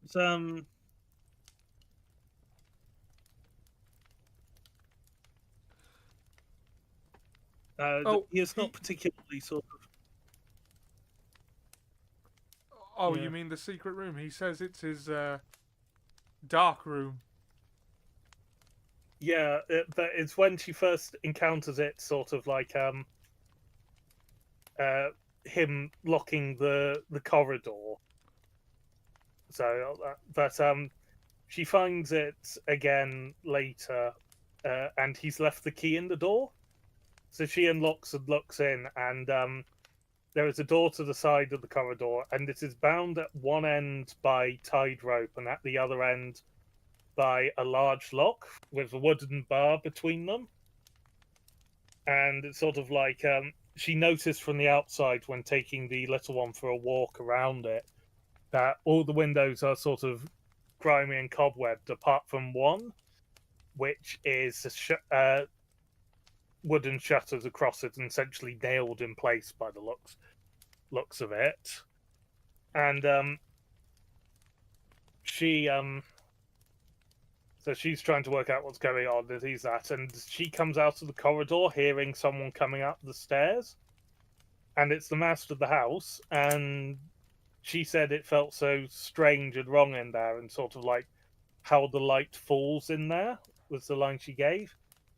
And he replied with, "If you ever go in there again, I will throw you to the mastiff."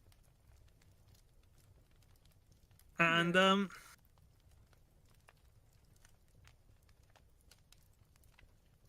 yes. And that is when she sent for help.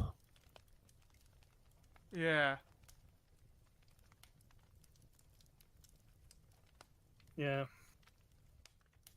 But she feels threatened by everyone, basically. But tonight seems to be a good chance to get Sherlock and Watson in to try and help her and investigate that room and work out what's going on. Because the master and his wife are headed out for the evening. And yeah, the groundskeeper is an alcoholic and has drunk himself into a stupor the night before and is unlikely to be recovered by this evening properly because he still seems to be drinking. And Holmes proposes that they trick the wife into the cellar and lock the door on her. Yeah. Which Yeah, they do. the groundskeeper's wife. Yeah, which they do. And you can hear thumping. Yeah.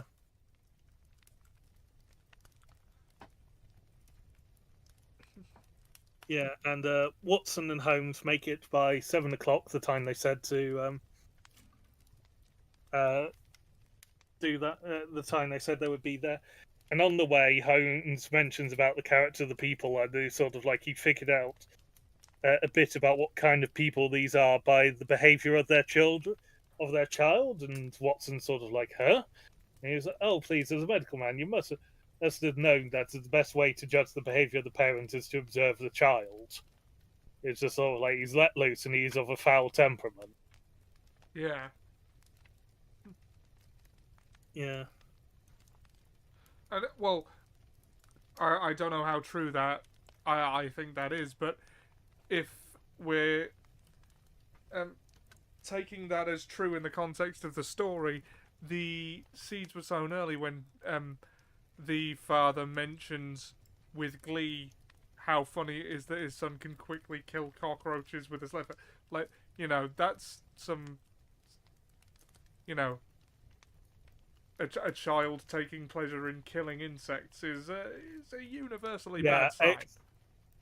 It is actually stated later on that the child's main hobbies involve the capture of animals and insects, and that he has taught himself to fashion things to catch birds and such. So, it continues on a bit. Yeah.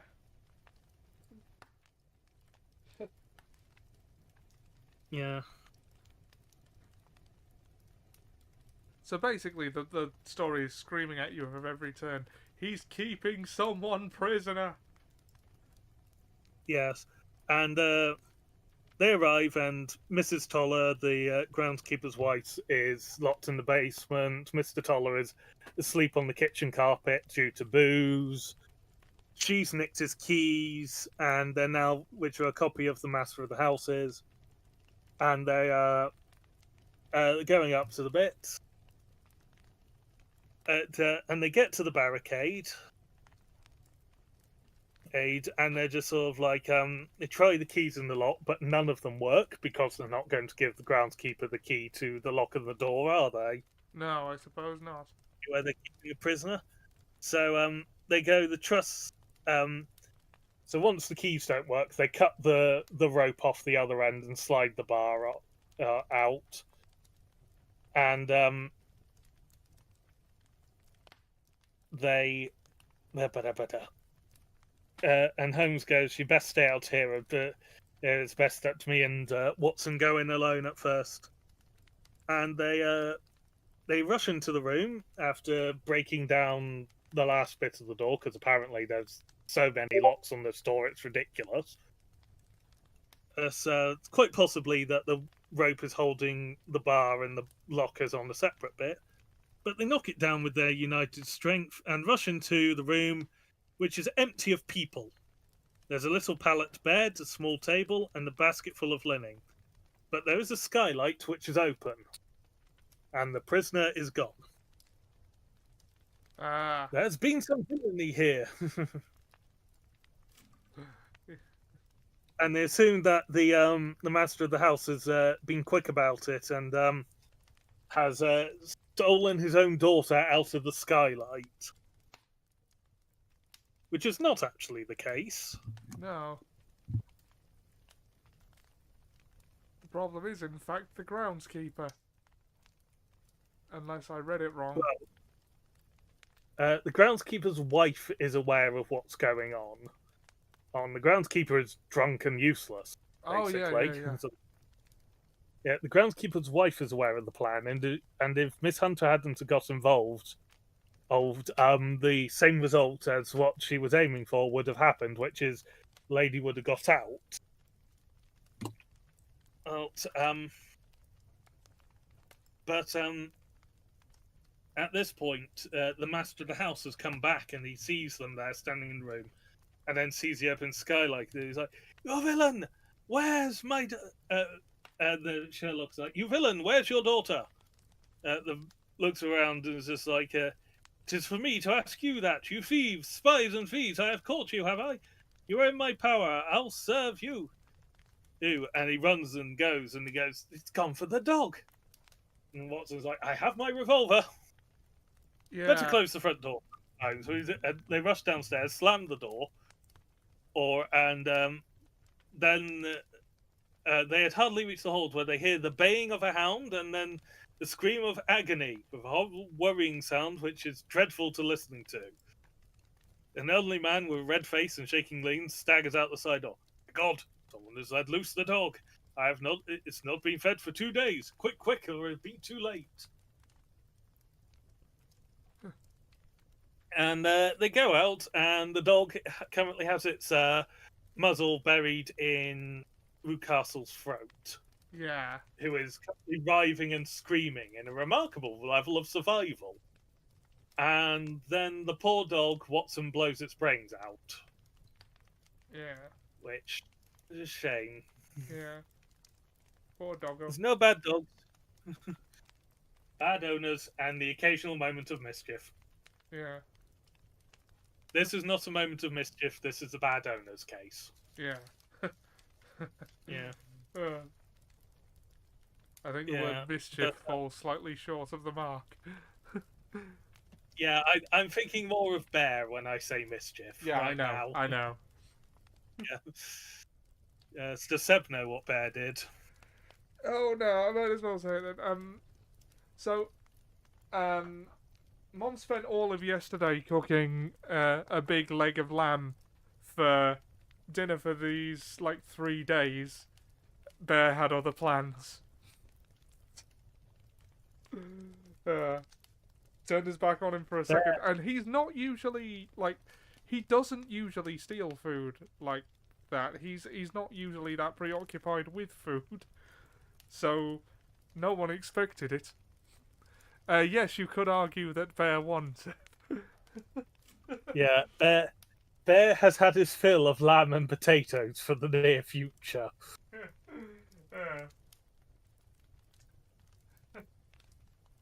Yes, but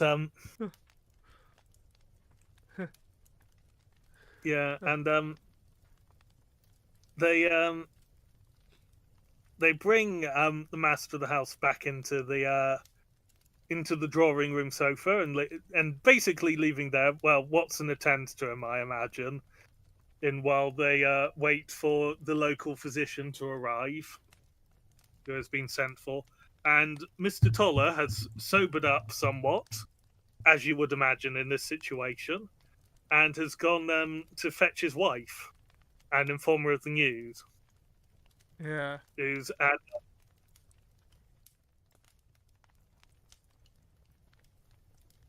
Yeah, and this is where we learn that Miss Toller was on the plan to get the woman out of the room this evening as it was, and had been working with because shock horror, the locked up woman was their daughter, who is supposedly in Philadelphia, who had cut her hair during a bout of illness and recovered, but she had been engaged to a gentleman, and her father did not want her to leave because she would take her money with her. In another familiar movement, I want to say this is the third one that's been like that. What, the Speckled Band and... Oh, it was one of the ones we read in the first week, wasn't it? Oh, yeah, what was it called? I know the one you mean. It was the third one, I think. Yeah. I want to say Vanishing Groom, but it's definitely not that. A Case of Identity, that's what it's called. Case of Identity, yes. Yeah. Yes. It's another case of a father/parent figure not wanting their daughter to marry because money. Yeah. Seb wants to know if you've seen Mastiff. No, I haven't. Yeah. But yeah. So it turns out they hired this governess so that she could basically unknowingly impersonate the daughter and discourage her fiance, and make think that she had moved on from him. But he was persistent, and with the help of Miss Toller, or Mrs. Toller, was able to rescue her. Oh, good. And yeah, and Holmes actually apologizes to Miss Toller for having her locked in the basement. Ah, yeah. See, it does occasionally show us Sherlock Holmes getting a detail wrong, as is the case now. Yeah, but Holmes and Watson take Miss Hunter back to Winchester as their position is not exactly brilliant. It's not like they're going to be able to stay at the house this evening. No, I don't suppose so. And it's not like Mrs. Hunter is going to have a job. No, unfortunately. Yeah, Mr. Rucastle is confirmed to have survived, but he was a broken man, kept alive solely through the care of his devoted wife. And they keep their old servants because, frankly, they know too much. Yeah. But Mr. Fowler, the fiance, and Miss Rucastle do get married by special license in Southampton the day after they run away. And he is now the holder of a government appointment in the island of Mauritius. And Miss Violet Hunter is doing well in a new job at a school, but he is disappointed that after the case, Sherlock stopped showing interest in her. Which is, well, I say they state it, they outright state that he's not, that Sherlock is only interested in her as much as the mystery connected to her. Once the mystery is gone, he is no longer interested. Which is probably why he's so interested in Irene Adler, because the mystery will never be gone with the woman. Yeah. Because she's got away from him. And also employed similar methods to his own to outwit him. Yeah. I can imagine that this story spawned a lot of rural horror tropes. Yes. Yeah. I mean, it was pretty obvious that he was keeping someone locked up, and it was probably his daughter. Yes. Especially as they got a governess who was close enough to the build of the daughter that the dress was described as if it was measured for her, but showed signs of wear. Yeah. Or having been worn. So yes, this one, if it didn't spawn the trope, certainly helped them grow an awareness of rural horror. Yeah. Which I must admit, for my mind, rural horror involves druids rather than sort of a country home. Yeah. I mean, just yeah. Yeah. Instead of having to it deal does with make me wizards, think slightly of Hot Fuzz. Yes, that is true. Yeah. They're great. They're good. They're great. They're good. Yeah. But yeah, what did you think of the Copper Beeches? I liked it. I'm a little disappointed that the Copper Beeches are just a type of tree in this context. That just marks the house out. Yeah, there was no actual beach involved. All copper. Yeah. Apart from possibly the colour of the hair would have lent slightly towards copper, but wasn't copper enough for the Red-Headed League. So if there's rural horror, the only inspiration they need for that is a rural bus service. Oh God. Yeah. No, I live in a city, but I go to visit friends in small towns in the countryside. It's just some of the headaches getting there.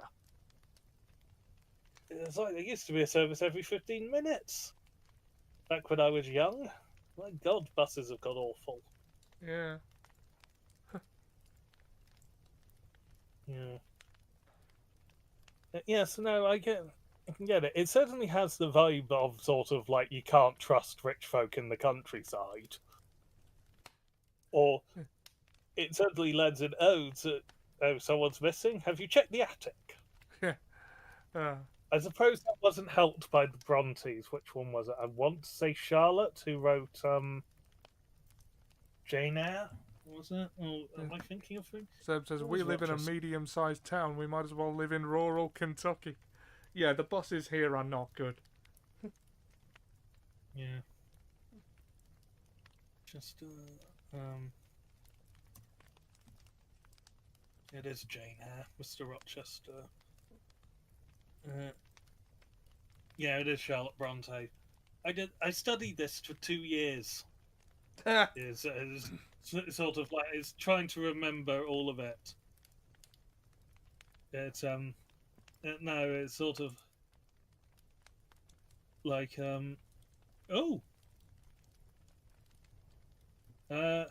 Yeah, Jane Eyre would have occurred before Sherlock Holmes. Ah, So the family member locked in the attic or locked in the house would have been about then because Charlotte Bronte, who wrote it, died in 1855. ah. How about that? Yeah, yeah. 4 years before Conan Doyle was born.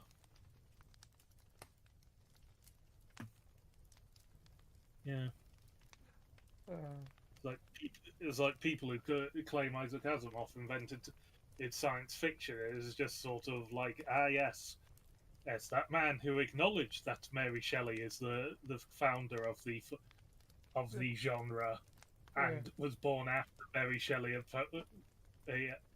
published Frankenstein. yeah. And yet, I mean, like H.G. Wells was I think 11 when Frankenstein was released. Huh. Yeah. The Bronte Anyway, sisters that's didn't really exist, wasn't it? So, sorry, Zeb, I wasn't really looking at the comments. Oh, right, Totally Real History. Seb does a video series on TikTok called Totally Real History, where he gives like comedically ridiculous history anecdotes. yeah. I am aware of the concept. That I believe the Brontes are from Yorkshire, specifically being that Hayworth or Haworth in West Yorkshire.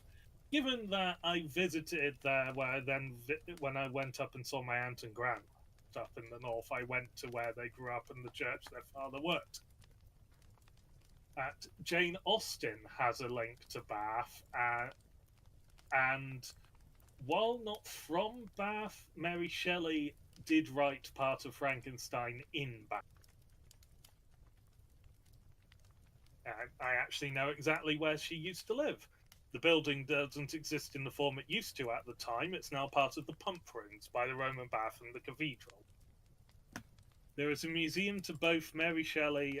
There's a Frankenstein museum, which is quite interesting, and there's also a Jane Austen museum, who has a much greater link to Bath. She hated the city, though, Ah, by all accounts. She hated it, but she lived here for years. I mean, George Eliot was born in Nuneaton. I know because bloody everything is named after her. uh,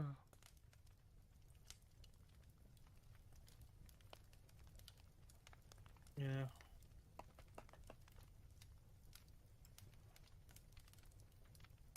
George Eliot's house was by that bus stop at the Griff. Yeah, I know. Mary Shelley is from London originally. She was born there. She lived in Bath for a bit. I got But she drunk at her wasn't house before. Yes, that is technically a thing that I can claim. Yeah.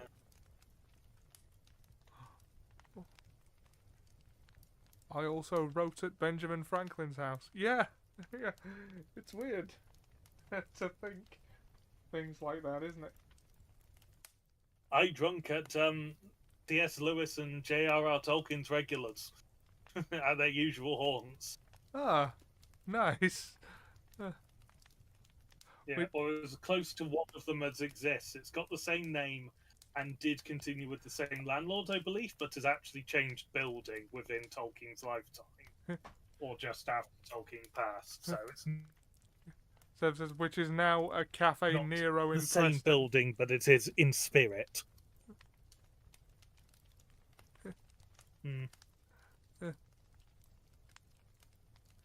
I visited Franz Mesmer's Yeah. house, which is that was your research trip to Vienna, wasn't it? Hmm.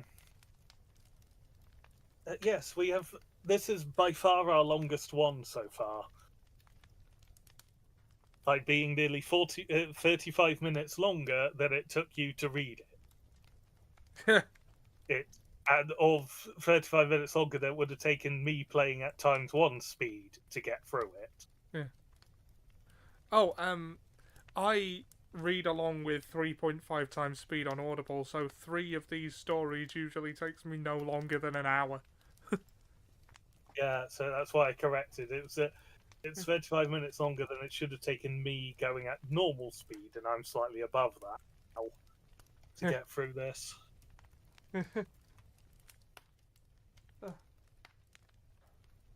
Seb has an offer to stay at the house.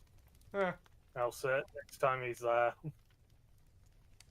Oh, cool. Just be careful that it's not an offer from someone who reads a lot of Victorian murder mysteries. Yeah. Well, okay, that was the end of the Adventures of Sherlock Holmes. We should probably wrap this up. Yes, it is gone on the clock now. Join us next week for the start of the memoirs of Sherlock Holmes, and I just had the names of the stories in front of me. I've already forgotten them. Bear with me, I've got the book here. Contents.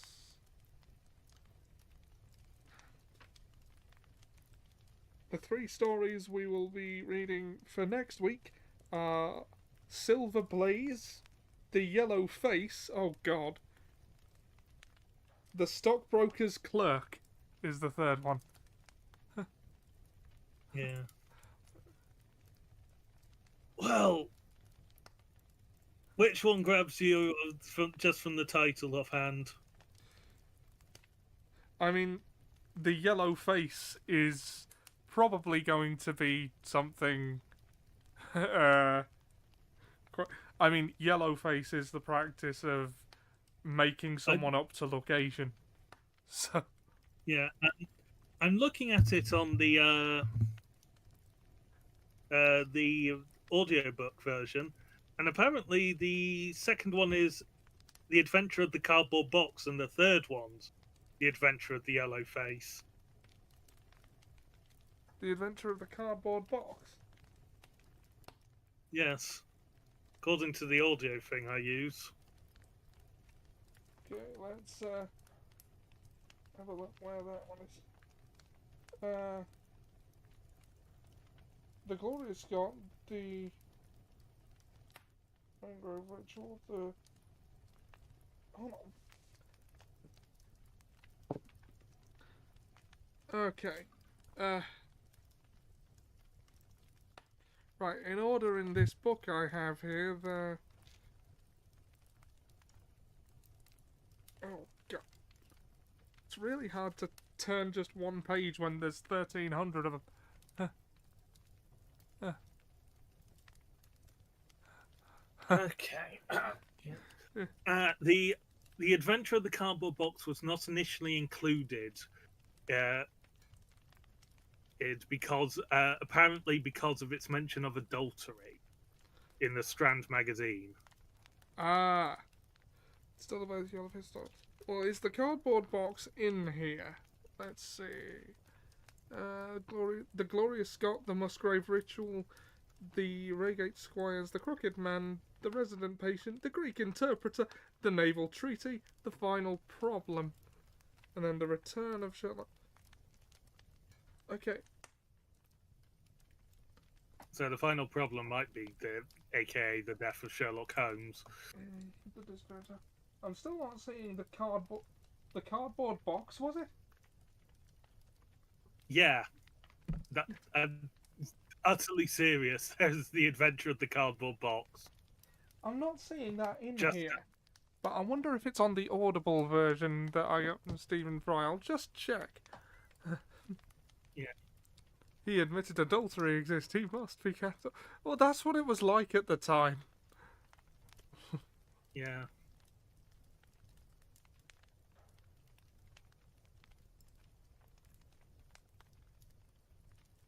Yeah. Okay, so... I am not using Audible for this. I am using the freely provided and well-performed ones that Ollie sent to me a while ago. On YouTube, yeah.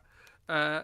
I got Audible years ago, and the first thing I spent a credit on, because it was like 70 plus hours and narrated by Stephen Fry, was the complete works of Sherlock Holmes. It's also about the most expensive thing on there, so you might as well get your money's worth from the off. Yeah, Eventually, actually getting through it. sort of like, We're no, the doing cardboard it! box. Yeah, the cardboard box is on the Audible version, so I will be able to go through that. So next week, the adventure of. Well, no, it's not just called Silver Blaze. Then the adventure of the cardboard box, and then the adventure of the yellow face, which I'm sure will be noteworthy, if nothing else. I will say it is the shortest of the stories we are doing next week. The adventure of the yellow face, because it is only 44 minutes. Yeah. As opposed to the 57 and 53 minutes of the other two. Well, so it'll pass ever so slightly quicker. Rather than having to pick up the book, put it down, and pick it up again, I think I'll just listen to those three. Yeah. Yeah. Yeah. Might take you a little longer without the book, but yeah. We'll get I can comfortably do 3 times speed without a book. Okay. Yeah, that was me just confusing it. But join us next week for that confusion of a mess of stories. Yeah. Sorry, I just had to, like, okay, so the complete stories of Sherlock Holmes book I had is not quite complete, which I didn't know. It's also out of order, which is annoying, because, like, I have to look up a table of contents. It's like, it has all 4 of the novels back to back, despite that not in... And, well, and then the adventures, and then the memoirs...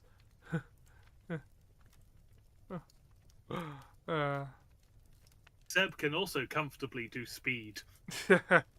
I'm sure you can. He says, according to the audio thing I use, the next one is your free trial of audiobooks.com, isn't it? Oh, I misread that horribly. I thought it was something else was being made reference to there. Or it was just saying, are you using Audible?